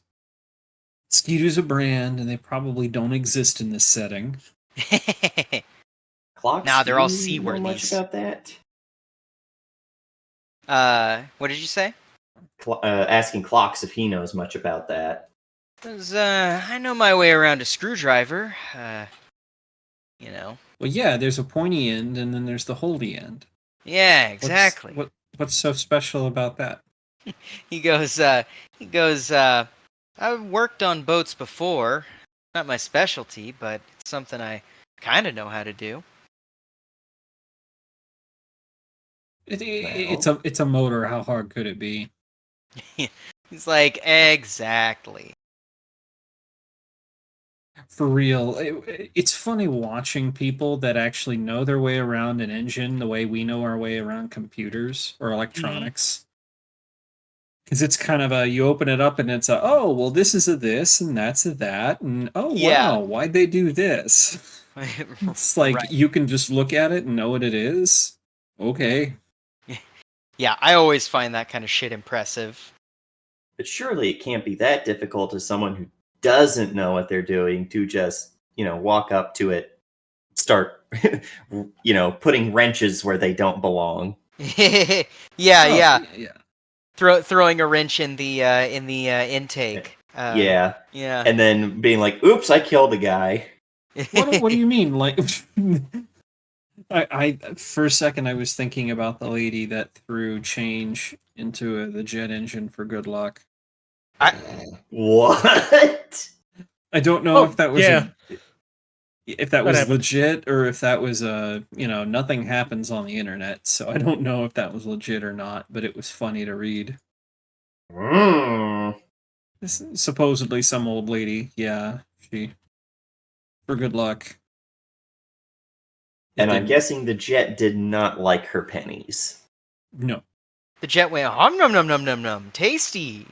It went hum num num num. Yeah. I love pennies. Thank you. But yeah. Okay. So Clocks definitely says he explains in character that he has a 0 in fix. Yeah, no, he's fine. Yeah. But that means, like, He's I mean- tech support. I'm gonna call him after this job and go, hey, my laptop's on the fritz. I could probably go with someone. It's probably best we operate in a pair on this. Yeah. Hey. So someone goes with Clocks, and then The jet ski will be, or the, oh crap, we still need to park the forklift. We still need to park the forklift somewhere, and I'm gonna have to do that. Hmm. So I'm gonna have to park it, and then somehow I'm gonna have to get all the way and get hidden in 2 hours. Actually, in an hour. Oh, that's gonna be tight. Unless one of you guys is able to just take it there and then dump it. Radion? I don't know how big the hauler is, if that's something that can be carried. The hauler is yeah, it's something that probably will need to be driven, or piloted. Yeah, that's a. I mean, if I'm the only one who can pilot it to the spot, then there's no way I'm going to be able to hide on board. I can attempt to drive it.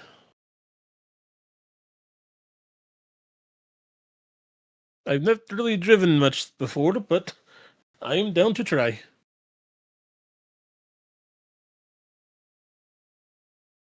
Yeah. Clocks goes, could work. Do you have a scuba suit?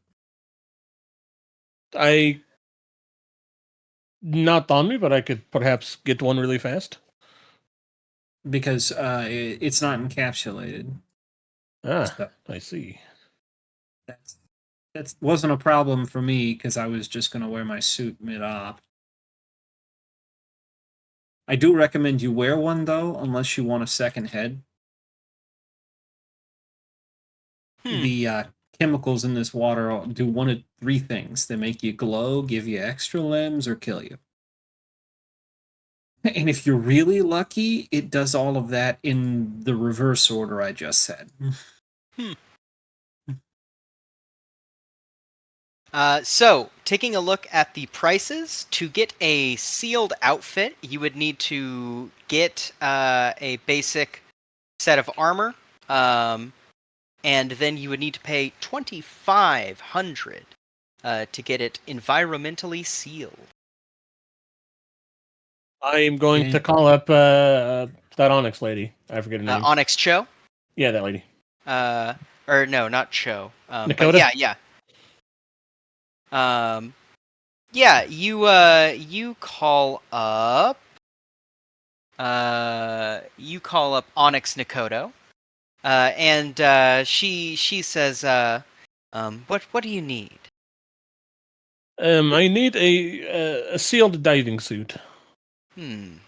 Sealed diving suit. And she goes, it's not exactly in fashion, but I can certainly make it happen. I have no doubt of that. Yeah, and she'll say that she can get it done, probably around like a couple hours or something. Alrighty. But yeah, It's we'll need you to yeah, because basically if we're gonna go over there and see what's what, I'm basically gonna hide in the container vessel or Yeah. the whatever. Yeah. So where did I need to park this forklift? Underneath the bridge. Toyer Bridge? Yes, that one. Yeah, that's the Okay. bridge we're going to be jumping to. I can do that. Yeah.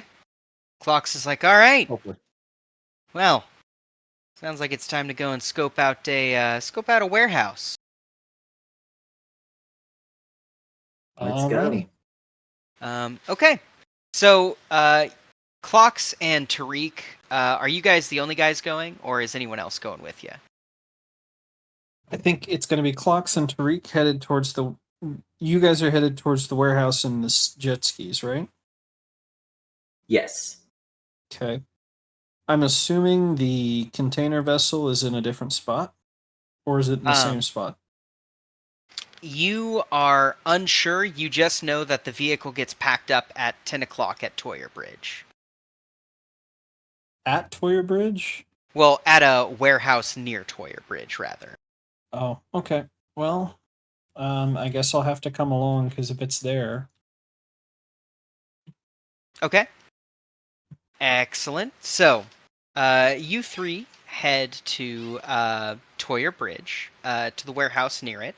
And as you get there, you see that you are kind of in the middle of Jewish Quarter and Plantage, right? Um, both very nice neighborhoods. Plantage is an upper scale neighborhood, mostly the housing for both artistes and op workers in the area because it's close to where they work. Um, but yeah, you get to this warehouse that's kind of on the edge. It's in this block. There's like probably like a small waterway that leads from the center of this block to this waterway here, right? Mm-hmm. But yeah, you approach and you have the warehouse in question. You have the deets for it.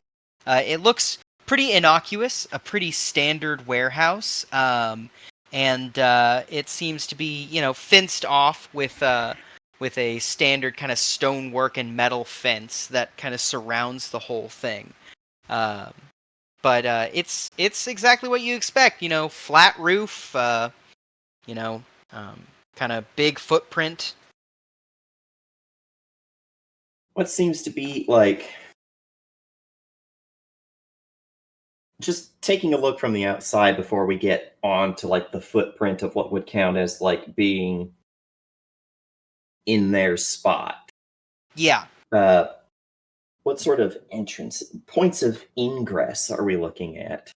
you're looking at one canal entryway that leads to a big shuttered garage door. Actually, a whole row of shuttered garage doors. And then there is also a footpath that goes above the water, which is an entrance into the building itself. The building is one of those kind of shored up ones where it's able to have, a first floor that's watertight. So you expect that there's probably some operations there, but most of it appears to operate off the second floor. And how busy does it seem to be? Either people walking around or being able to catch shapes. Um, There isn't anybody except for like a bored-looking rent-a-cop sitting at the front of the footpath, or no, at the front of the garage path. The footpath just walks straight into the warehouse, into the office section, and that's open to the public in theory. Um, but the garage area has like a rent-a-cop sitting there behind one of those standard, arm uh, gates or whatever, the kind that Mm-hmm. bend down. He seems a little bit sleepy. I have a question. I Yeah. forgot.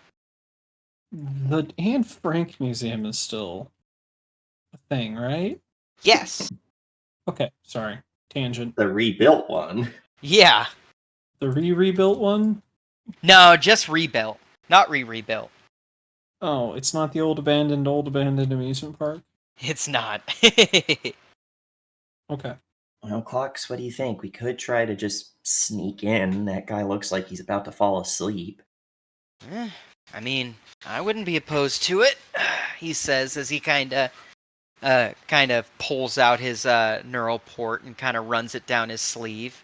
He goes, "Looks like places like this usually don't have access outside the walls, so I won't be able to get a good look at anything going on unless we get to an access point." You said this is like a what kind of fencing? It's like stonework and metal. Ah, I was hoping it would be something simple like chain link that I could just walk up to and rip off. Yeah, no, Plantage is a nice enough neighborhood that they like actually give a shit about how things look and how they're defended. I guess it seems like we might be doing some sneaky poos. Yeah, I think Clocks goes, "Yeah, I don't mind. I'm not great at it, but I can try." Yeah, I can better always we be a try. distraction. Yeah, better we try, and if something doesn't work out, I can always just punch him. Not hard enough to kill him, but he's No, already looking sleepy. I can be a distraction. Goes, "Okay, Yeah. How about work you your do magic." that? Can you I don't know, act like someone who's supposed to be delivering a package, and when he's like, "But we're not supposed to be getting a package," you get like real pissed. You want me to act like corporate? Well, yeah, this is a corporate office. I mean, I can use my talk skill, but Yeah. That would distract him long enough for us to, be sneaky, Oh. slithery snakes. no, even better. I'm gonna get us visitor badges from him. Oh, What's that? how you gonna do that?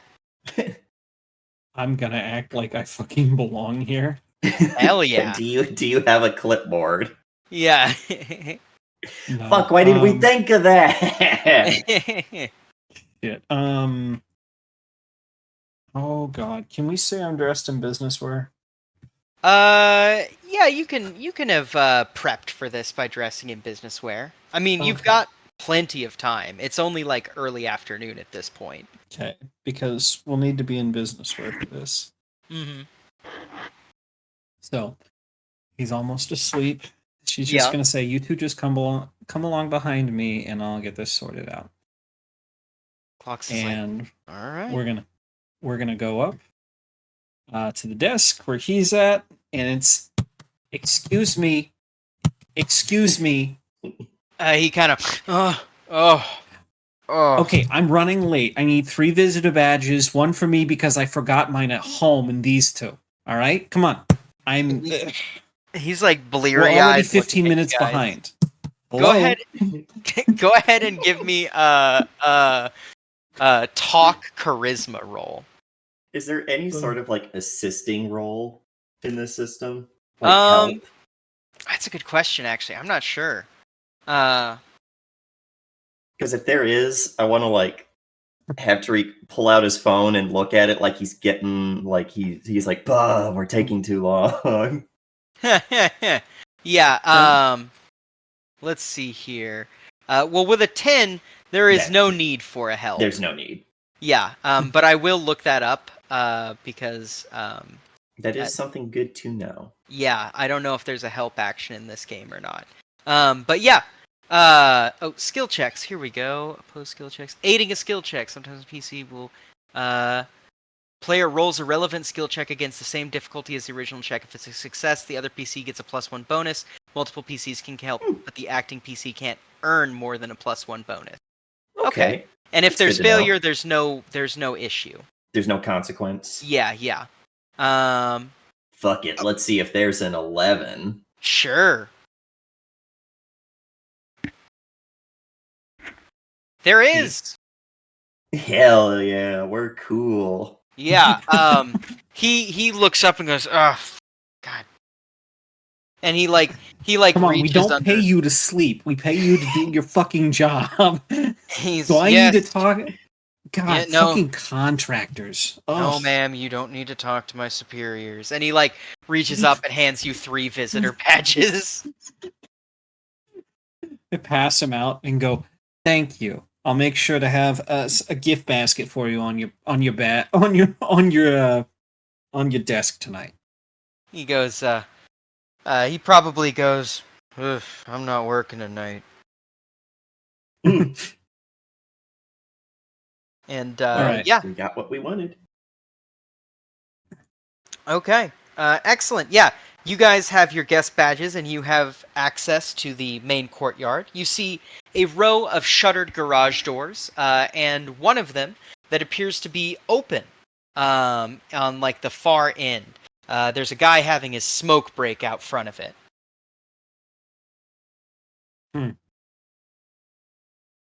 Well, I got us in. It's somebody else's turn to take the lead.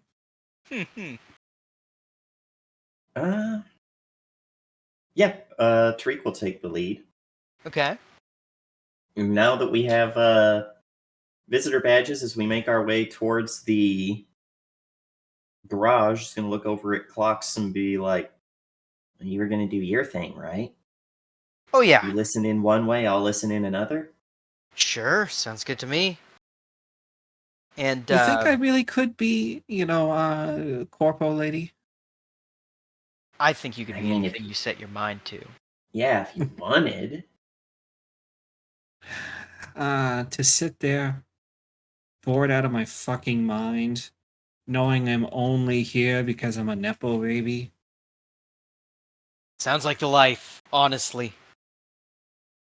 In real life, yeah. Yeah.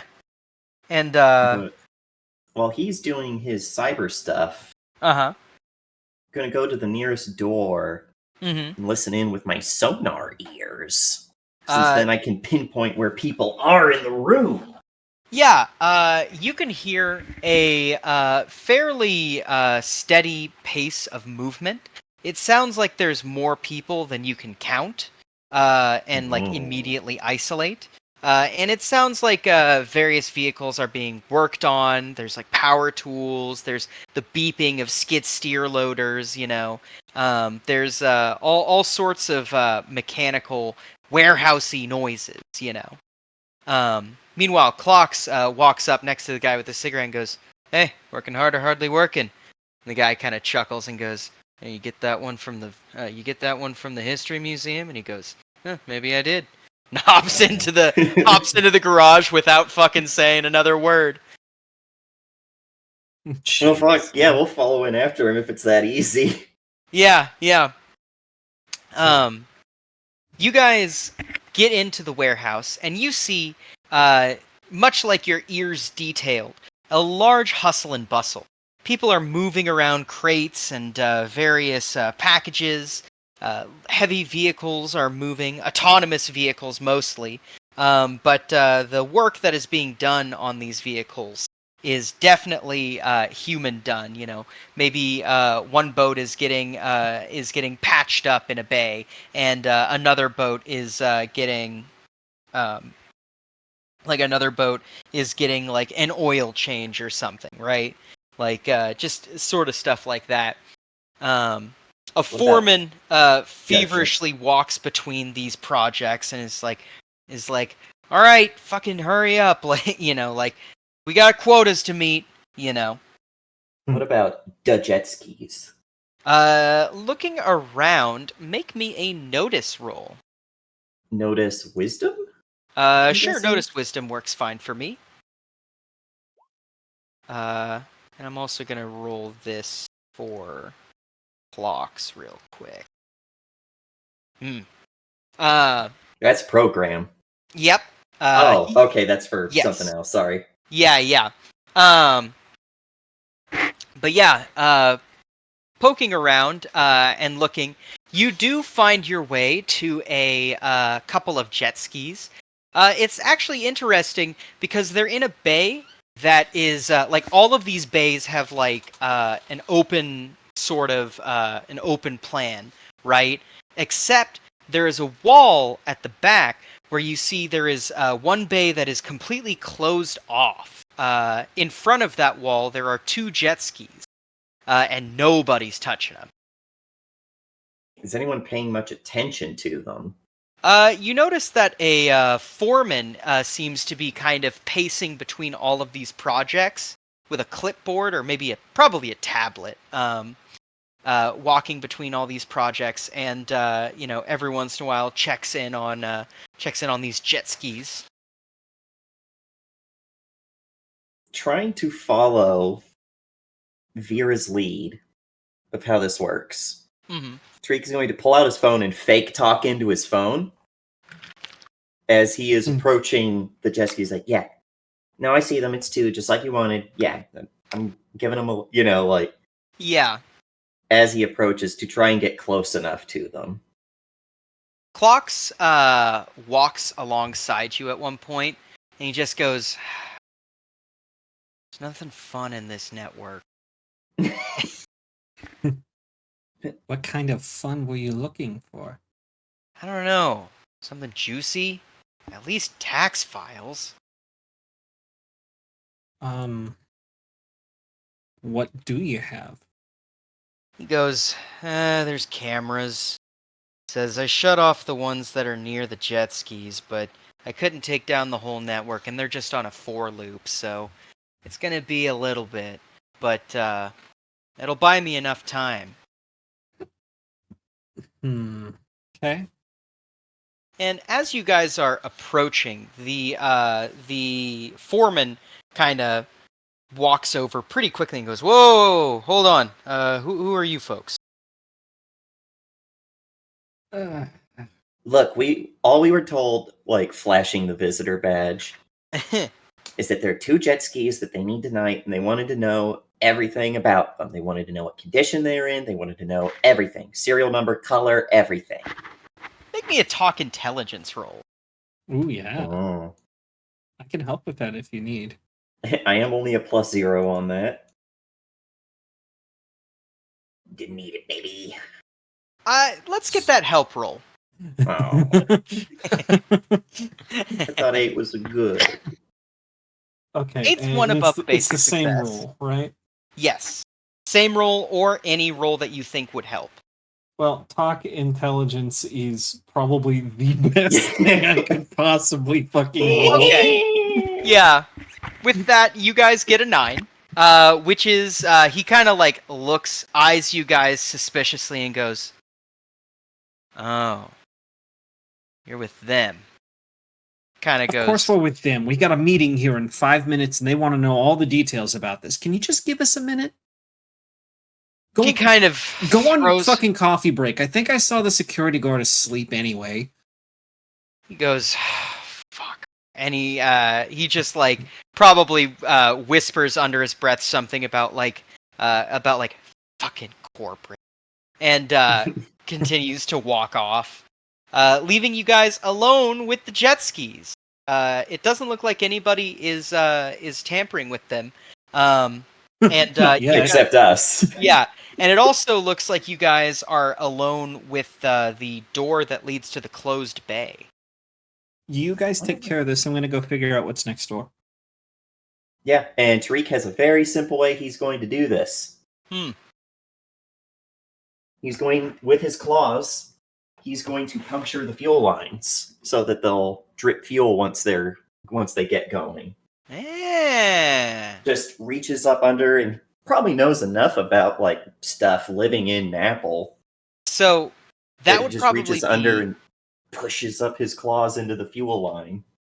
That would probably be a fix roll to do this in the way that you would like to do this. Remember, Clocks has the dead man switches. Right. We don't need to sabotage them. We just we have the we dead mans. just have that. Never mind then. Yeah.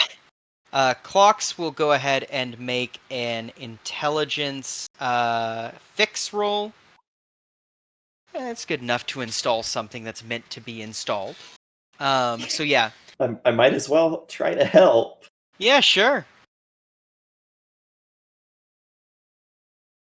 Yeah. Honestly, Okay. I'm better than I thought I would do. Between the two of you, he probably actually tosses you one and goes, "Figure it out." Just puts it up somewhere where he no one's gonna physically see it without doing a thorough inspection. Yeah, he's like, red cable goes to blue socket, blue cable goes to red socket. I know, it's confusing. Red, blue, was it red, green, or red, green, red? Which one was it? Better red than dead? Wait, no. And while you two are fooling around with the jet skis, damn, kinky. Oh my god, that fuel exhaust port! Don't mind if I do. Jesus. But Vera, you walk up to this door, and as you walk up to it, it immediately is apparent that this door is locked.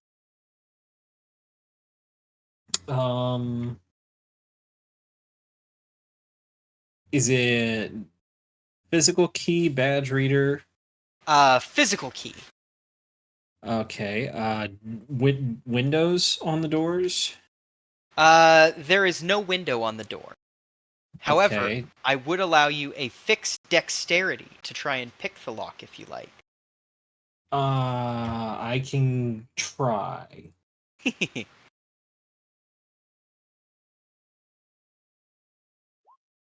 Nice! Yeah, you Nice. succeed. Maybe you take a bobby pin from your hair or something, like you've seen it in the movies, and you're like, I wonder if this will work, and it does. Jesus. Oh God, no! It's got a padlock on it. It's a master lock. Oh yeah, yeah. So I take exactly. another master lock out of And my you jacket clack 'em pocket together, and yeah. smack it. Right. This is a master lock, 5514. It can be opened with the master lock, 5514. Anyway. Yeah. You pop open the door, and looking inside, the bay is dark. There's a switch right by you, and a big hulking tarped vehicle in the center. Yeah, I'll turn on the lights, I guess. You turn on the lights, and you see that this vehicle is a flat one. That actually, give me 1 second. Can we go to a real quick break? Yeah, no problem. All right. No. BRB. We can just chat about stuff before they come back. We can talk about our Well- feelings. Yeah. Whoa. I don't know you like that. Let's well put the brakes on there. But okay. What's the expression? Let's not say we did. There you go. But it looks like everything right now is coming up Millhouse, but that's just right now. I forgot we had the things. I thought I was so clever. Puncturing the fuel line. Well, because usually we don't plan that far ahead. Usually we go plans. Are you a fucking nerd? Usually we get there and then go, oh, well, we didn't think this through very well, did we?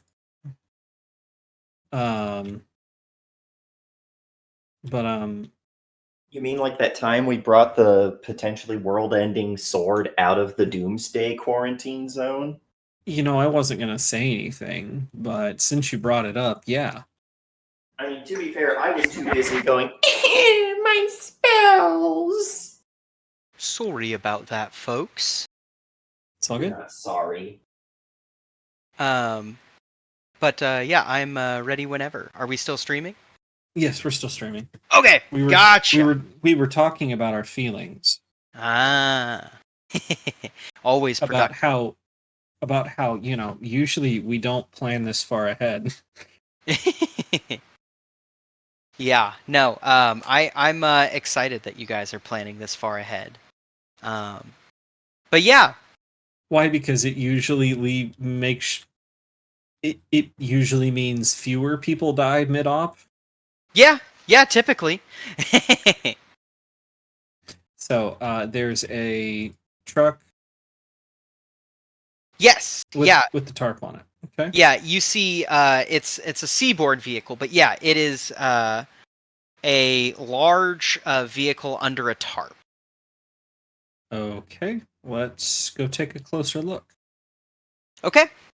You head over and you take. Do you take the tarp off?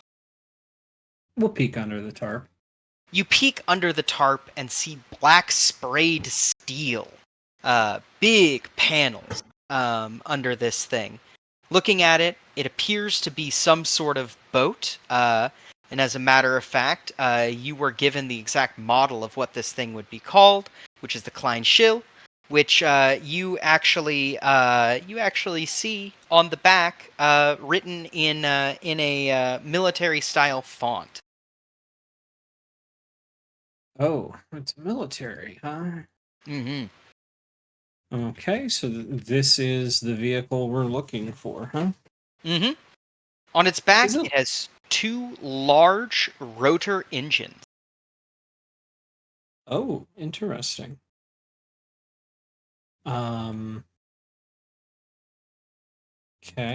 Does it have a cabin or is it open? It has a cabin. It has what appears to be some quite thick glass in front of the cabin. Two low seats, right? Like these are like you're sitting your ass on the ground level seats, right? With some complex looking like mechanical like levers and stuff inside. She's gonna send a message. Hey, found the transport vessel. Clocks, can you get eyes on this room? Clocks will look up from his work, and Tariq, you'll see his marquees light up. He'll say he'll send a message back and say, "You need me in there?" If there are any cameras, I just need them turned off. And Clocks goes on it, and let's see. He is going to once again try a program intelligence. I hope he's good at that. He is good at that. Yeah. He says, cameras down. Perfect.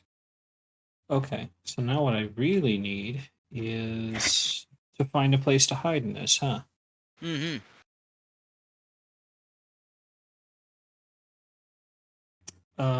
What's the easiest way to do that? Oh, okay. Yeah, good point, good point. Let's do a notice and then intelligence or wisdom to find a good hiding spot.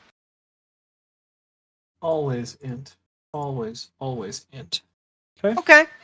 With a 10, you can tell that this is a pretty sleek vehicle. It'll be difficult to hide in it unless you're hiding in the actual container. But you do see that there is a shallow spot underneath the boat where you would be able to stay if you wore your dive suit. Oh, okay. Not a bad idea. Can we say I wore that underneath the business? Sure. Okay. It's not loaded yet, is it? It is not. And as a matter of Which- fact, the back doors don't even appear to be locked. Let's go. Oh, so I could hide in the container, maybe? Theoretically, yeah. Uh, okay. Shit. Let's go take a look at that container real fast. Okay. Looking inside, it is just as it was described, a 3x5x5 rectangular prism. Inside, you see that there are these wire rack-looking things that they seem to be tiered, like 3 tiers tall. In the very back, there is what appears to be a open strong box. It is probably the size of we'll say it's the size of maybe like or did I say meters earlier? I meant to say meters with how big it is, not feet. Okay. But yeah, there's a strong box in the back. It's probably about 1.5 meters long by like 1 meter tall. Okay. Yeah, So that's probably where they're gonna put it, right?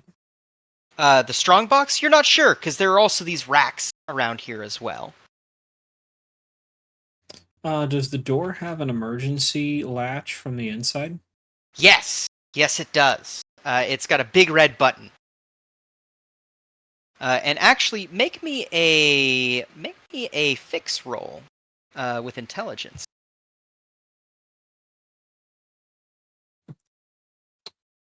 Okay, Zappa, what are you doing? It's a 6 is a basic success, right? 7's a basic success. 6 Oh, is a okay. failure, but no consequence.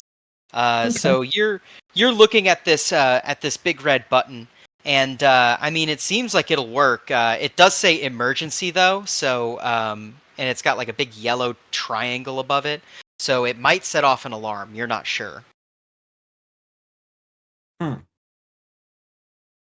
Okay. There's really nowhere to hide in here, minus the strong box, Mm-hmm. which seems like a bad idea. Especially if that emergency doesn't work. Mm. Can I have clocks look at this emergency button? Yeah. You want Clocks to slip into the room? Yes, please. Okay. Clocks will walk into the back room here. And we'll see what he's got here. He will make a fix intelligence. Submit. An 8. He looks around and he goes, "Huh. I like this truck. Maybe we can get it. Or I like this barge. Maybe we can get it after all's said and done." Yeah, wishful thinking. Mm, maybe And not. he kind of like looks at the button and goes, "Oh yeah, that's an alarm." And it looks like we've got no refrigerant in here. And he kind of like looks around and he's like, "I'm not seeing any refrigerant system. I mean, looks like there's and he kind of points to some dimples on the ceiling that have these pinprick holes and he goes, "Looks like there's some sort of pressurization system, but I mean, nothing that's like a standard freon cooling system or anything, so it might be releasing coolant into the chamber itself." That, okay. What about that strong box back there? He walks over, looks at it, and goes, I mean, it's pretty standard, just a metal box, all things considered. Strong metal box." And he kind of like closes the lid and sits down on it and goes, "Makes a nice seat, too." So, what are your thoughts on if I tried to hide in here? He goes, "Oh shit, you're thinking about hiding in here?" Just assessing all my options. He goes, "Well, you know, I don't see any good places to hide except the strong box." And he kind of like points at it and he's like, "I don't know. If they're releasing coolant into the chamber itself, you might be having to contend with non-breathable air." Which is something we can take care of. There's a spot I can hang on to underneath the boat if I wanted to, Says, as "Ooh, well. that is not a bad idea either."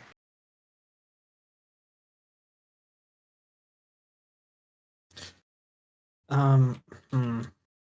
I got a question for you. Yeah. That way you can rig this up to where you can remotely access that E button. Uh, yeah, probably. I mean, I would need to download a little bit of soft, but I mean, opening doors is one of my many specialties, he says with a kind of jazz Because hands. because if we can open this up remotely with the emergency button, hopefully without an alarm, I'd rather do that than waste my satchel charge. He says, "Yeah, I'd need to be within 10 feet of it." Oh, okay, so you could do that mid op. I could probably, I mean, if you put me on top of that bridge, I could probably get that popped open. Might take me a couple seconds, though, so timing'll have to be a tight window. Hmm, we'll plan on that, and I can use the satchel as a backup if needed. So I like the way you're thinking. Hmm. And he kind of looks around the room and he goes, "Fucking crazy. We're gonna be fucking inside this thing, and we're gonna be taking their shit." And he kind of like looks back down with a big grin on his face, and he's like, "This is what it's all about." No, that's getting paid. This is, just the shit we have to do to get paid. He What do goes, you "What?" want, doofus? He's like, "What? You saying that something like this won't add to some personal rep? You know, stealing some kind of chemical compound in the middle of a raid on a heavily armored vehicle?"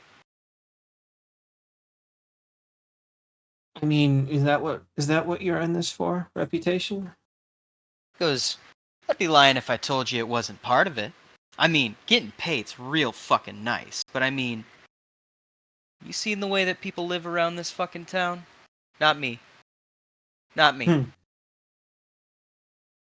That's fair enough. Sorry, the cat has decided that he needs attention, and he needs it now. Like J.G. Wentworth. Yeah, He's yeah, just a little dingus. yeah. Okay. He goes, anyway, I gotta go finish rigging up that jet ski. And make Yep, sure you do Tariq's that. not messing it up too much. All right. And yeah, he's gonna head back into the other room,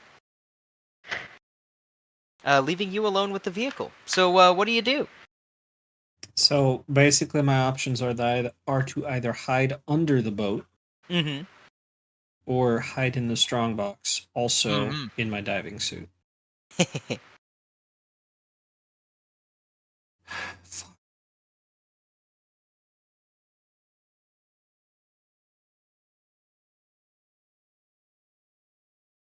I mean, what do you guys think?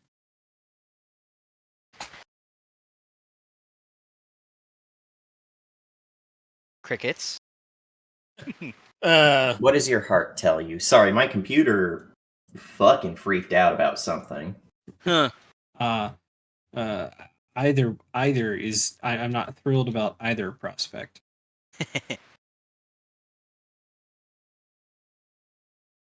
How long could you stay under the water with With the- or is that underwater?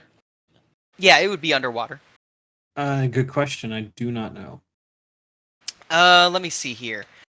It would let you stay underwater. So currently it's not underwater. It is like air. Because it's like partially docked, right? But with the environmentally sealed suit, it is 30 minutes, I want to say. It's not a lot of time.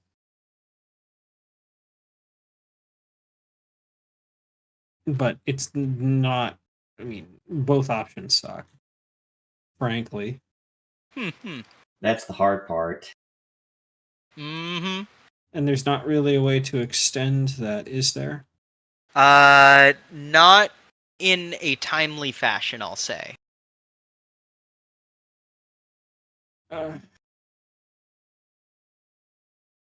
Because basically, I'm gonna have to be underneath it.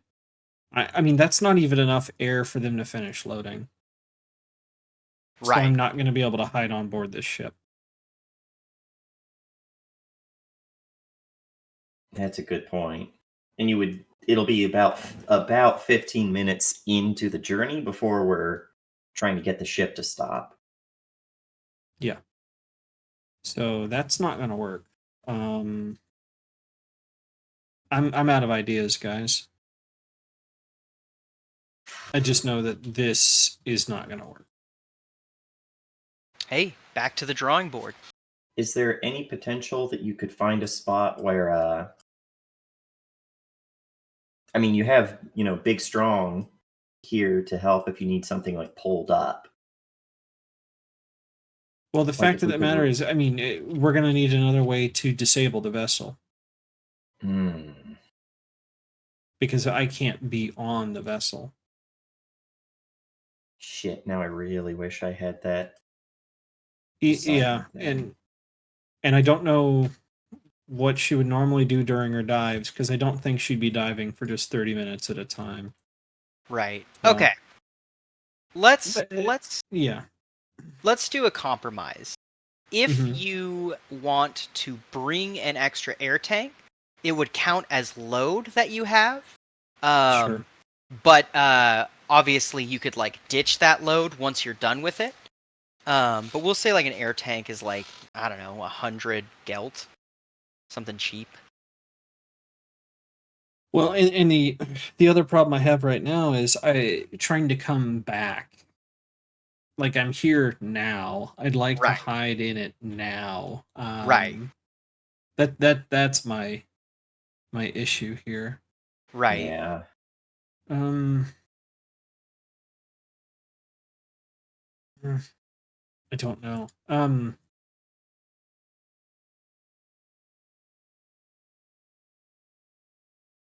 I guess we'll just have to go buy it and hopefully I can sneak back in, I guess. Okay. Um Yeah. Let's say okay. So you didn't You do know still how. have someone outside. I mean, That's true. Rodion's just doing fuck all, really, waiting for his fancy suit to get made. Yeah. All right, but how are you going to get that in here? Isn't there like a public, quote unquote, public access part that's not? I can just conveniently drop it near there. That's true. That's always an option, I guess. Yeah, like a dead drop kind of. Yeah. Um. Yeah. Because I mean, honestly, you could just toss it over the fence. There's a rent-a-cop out there. I don't. He's probably asleep anyway right now. Yeah. True. Didn't even think of that. Yeah. Yeah, all right. We can say that somehow I can get hands on a second tank.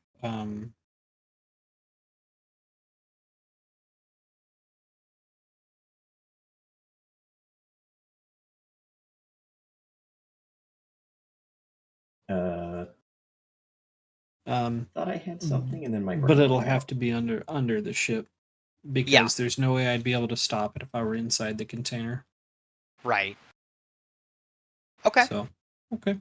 So Rodion, do you text Rodion like, "Hey, I need like an extra tank"? Yeah. Okay.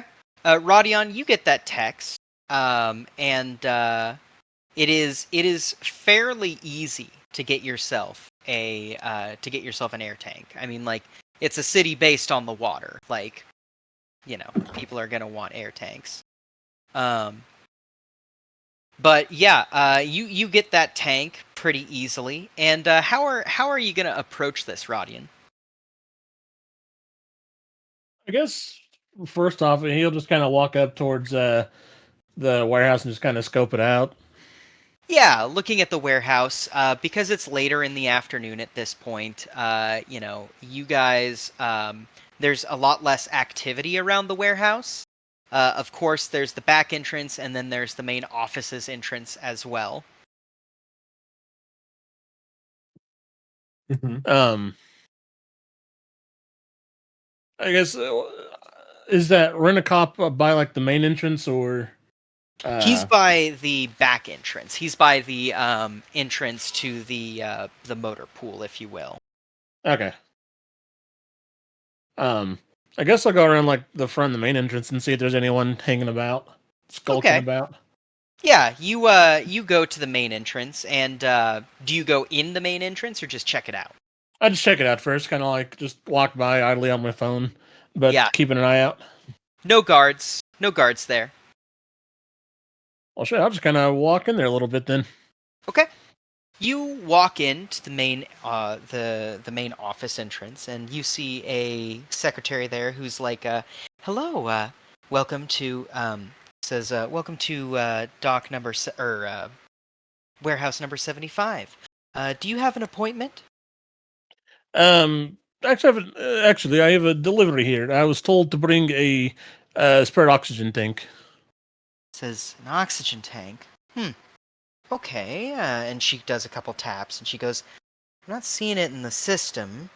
And kind of goes, One of you guys go get it for me. yeah. And we can say that you guys have coordinated. Yeah, I'll probably like Yeah. I That could be shoot a something quick text. Tariq does. Yeah. Okay. Yeah. Uh, He'll like probably at the. I'm not seeing it in the system, and Tariq is still doing the pretend to be on the phone. People are less likely to interrupt you and talk to you when they think you're on the phone, Mm-hmm.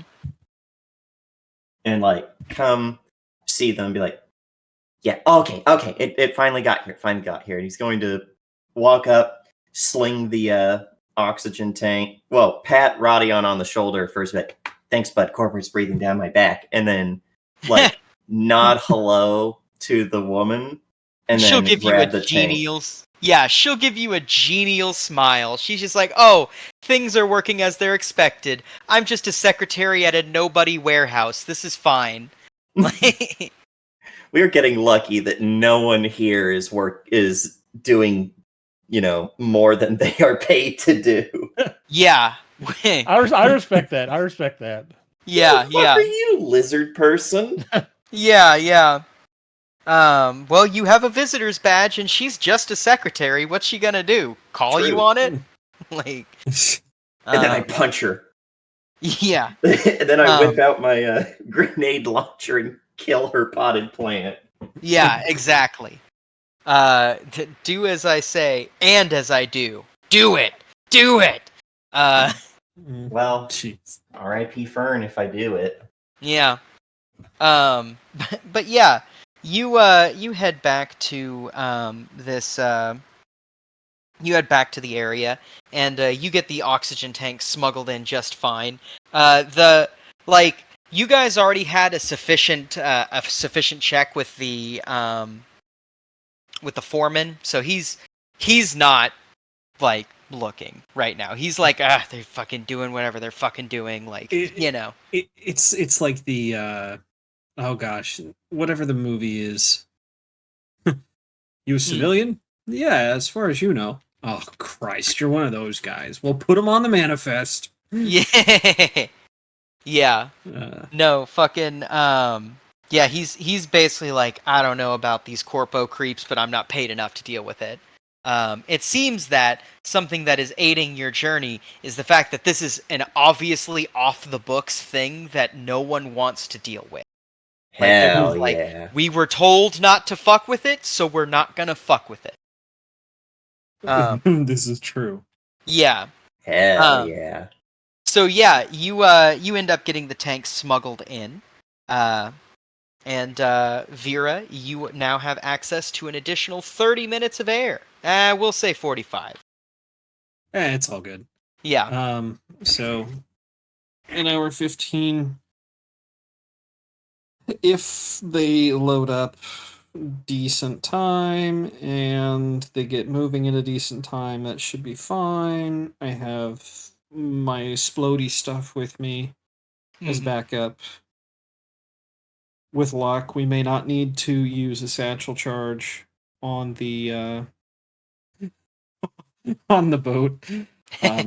Because we don't need any more heat than we've already got. Yeah. So Okay, Yeah. yeah. So where are you hiding? we're just gonna do the under the boat. Under the boat? Okay, smart. You get set up under the boat, and this is definitely an uncomfortable position, but it is one that you can maintain. Okay. Yeah. Yeah. Okay. Clocks, by the way, signals Tariq and goes, "Hey, our boss called and said that we're off the hook." Whispering so it's just him that can hear it. You could at least pretend better. Because that like sounded so bad. He's like, Yeah. alright, we'll get out of here. Yeah. You could at least pretend to not be just not stuck at your job. Yeah. Yeah. Yeah. And yeah, he kind of leads the way and exits the building. Do you guys give your guest badges back? No. No. No. Hell yeah. That's Um, evidence. But Yeah. yeah. Okay. I completely forgot. Do those doors on the cabin have locks? Yes, they do have locks. They need to be disabled. Okay. There's no way I can deal with them Are they- without Physical locks or digital locks? They are digital locks, which actually Clocks could maybe take a look at. clocks. I need before he leaves. I need him Yeah. to do that. Okay. Let's see how Clocks does. That's the wrong character sheet. There we go. Or we could physically break the lock if it doesn't work. Clocks is going to do a program intelligence. He's good. He is good. He's got a Good at what he +2 in it. do. I would hope he's good. But yeah, Clocks probably takes a look and slides his cable into an outward port on the vehicle. His marquees light up a little bit, and he goes, it's going to be the same story as the back door. I'm going to have to open them within 10 feet. If I do any tampering, I'm not sure if I'd be able to cover my tracks on a Vic like this. That's going to be a problem because I'm not sure how we're going to get all of this to get this timed. He says, well, I can all run them on the same subroutine. That'll mean it'll take about 12 seconds to get it all ran through. Because basically, it's going to die, the doors are going to unlock, and then I have to get up and out and kill two people who are aware in no time. He goes, and he kind of looks over at Tariq and goes, you always got him.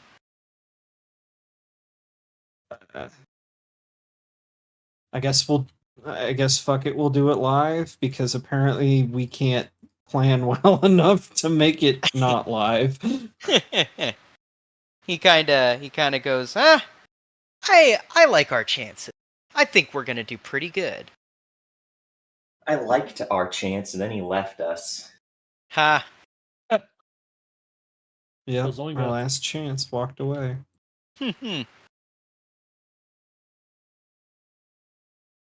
He goes, Okay. yeah. And Clocks goes, we sure we don't need the extra gun hand? I think this is about as good as we're going to get, and we're already, like I said, 18,000 for this is not what the guy thinks it is. You make a fair point. Yeah. It goes sideways. I guess it goes sideways, right? I think we have enough backup plans. Yeah, this and run away. He goes, hey, I like our chances of running away. All right. Well. All right. So, you guys are all pretty much prepped for this. You guys, Vera, I'm assuming, is staying with the vehicle, right? Mm-hmm. So Vera, you're kind of cramped up behind it. Where are the other three going? So where is Tariq and Rodion and Chance going? Or not Dubbridge. Chance, fucking Clocks. Dubbridge. Dubbridge. Okay. Excellent. And Clocks, I have 3 containers. you have 3 containers. Yeah. Does Rodion have the other one or Clocks? At this time, probably Clocks, because I'm still waiting on my diving suit and the undersea forklift. Oh, yeah. Yes. Rodion, your suit gets in just in time for you to go grab the forklift.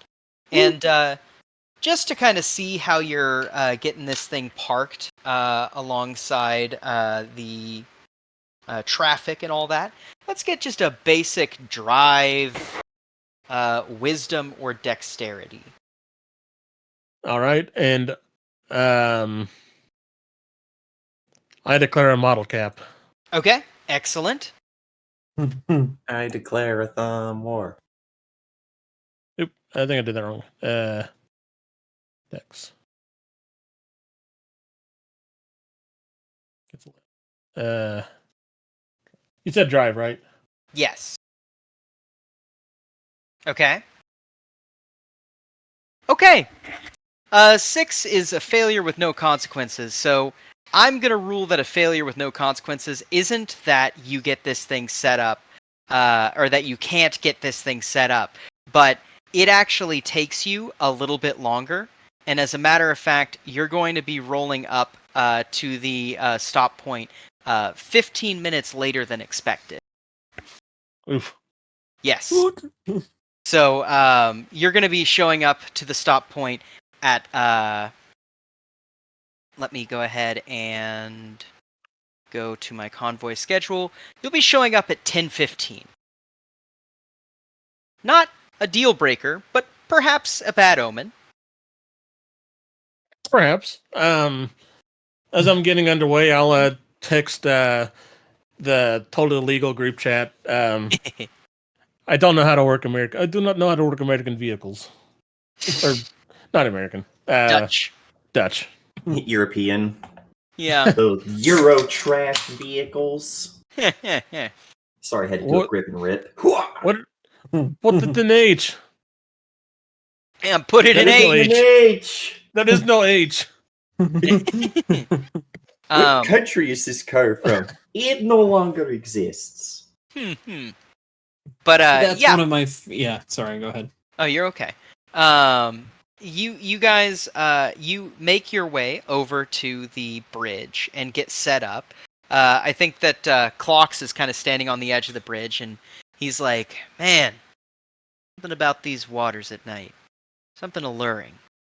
You ever just want to dive in?"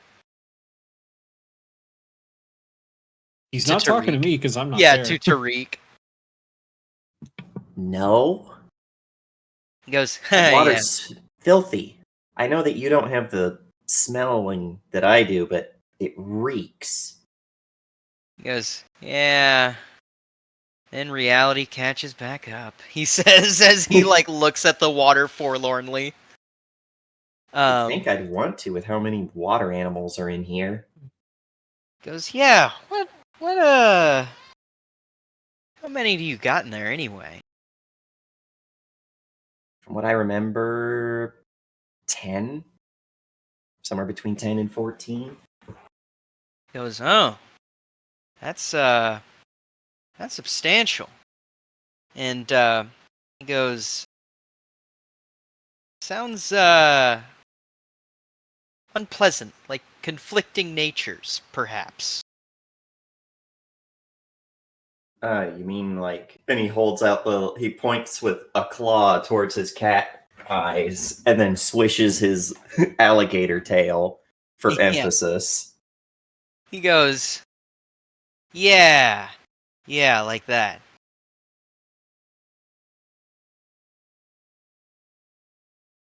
Guess we make it work. Amen to that, he says, and it's probably about that time that our good friend Rodion shows up. And Rodion, as you show up, you see that Clocks and Tariq are on top of the bridge. Do you get out of the water and quickly join them, I'm assuming? Yep. That's what I do. Okay. You head up, and Clocks is like, hey, Rodion, it's about time you showed up. Yes, sorry for that. I'm not used to Dutch vehicles. Says, A little more delicate. Says, yeah. Yeah, I get that. It wasn't too uncomfortable waiting. At least not as uncomfortable as Vera probably is. And we do a smash cut to Vera. You're clinging on underneath this. I hate And this thing. I hate this thing. I hate this thing. I hate this thing. yeah. And you hear a garage door open. Walking in through a garage door, you hear a couple sets of footsteps. You hear like muffled voices. One of them says, "All right, he says, "All right, you know what to do." And you see like the outline of 3 shadows show up, and one of them begins loading the back of the truck, the back of the barge. You don't see exactly what they're loading, but you do hear a set of footsteps clonk, clonk, clonk into the area. One of the say what? I'm listening. One of the voices says, "All right, you've gone over the detail, right?" "Yeah, of course I've gone over the detail." "Okay, good. Once we get these in, we're gonna pressurize the cabin." "Absolutely." And you hear these things being unloaded, and then finally the 2 doors slam shut. You hear crackle through a radio. "Pressure's ready for pressurization." And go, all right, flipping the switch. And a pipe near where you're laying begins to pump out incredibly cold air, probably pressing against a section of your chest that just feels icy and uncomfortable. This loading... Great. Say what? I said great. Yeah. This loading session goes on for about an hour. It doesn't appear that they have a lot to load. It seems like it's a lot of hurry up and wait. Yeah.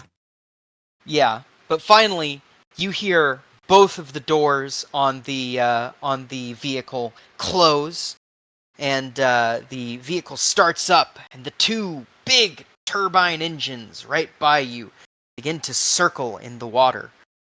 You then see the vehicle pull back, and you are submerged. And that is where we're going to call it for the evening. So, already some interesting things going on with this heist. We'll see how it plays out next week, though, and So see how there I was. Yeah, Underneath the boat. yeah, right. Yeah. 2 weeks or Dead. next week? It'll be... Actually, now would be a good time to check. So it'll be... We'll be starting on Thursdays, and we'll start on the 14th.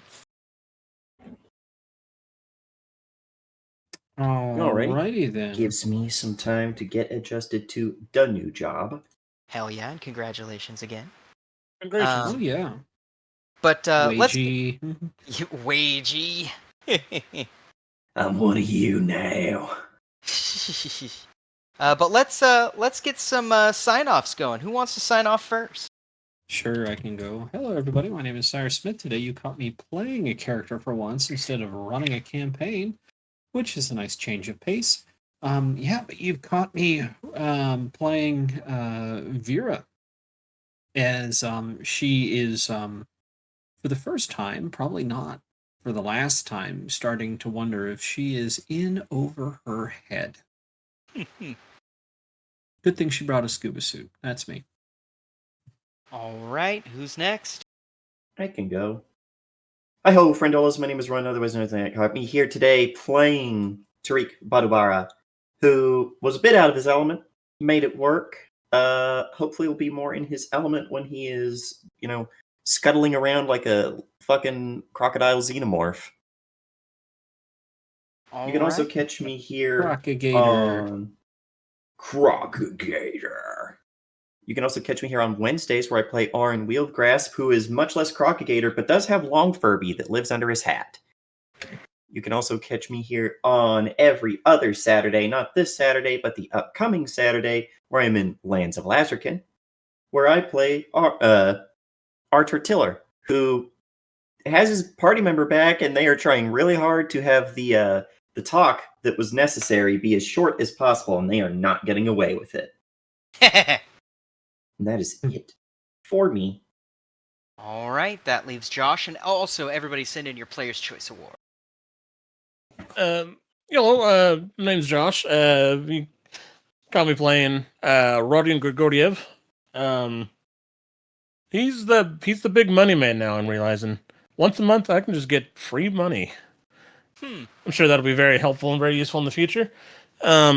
You'll catch me next time on our next session of Napples. All right, excellent.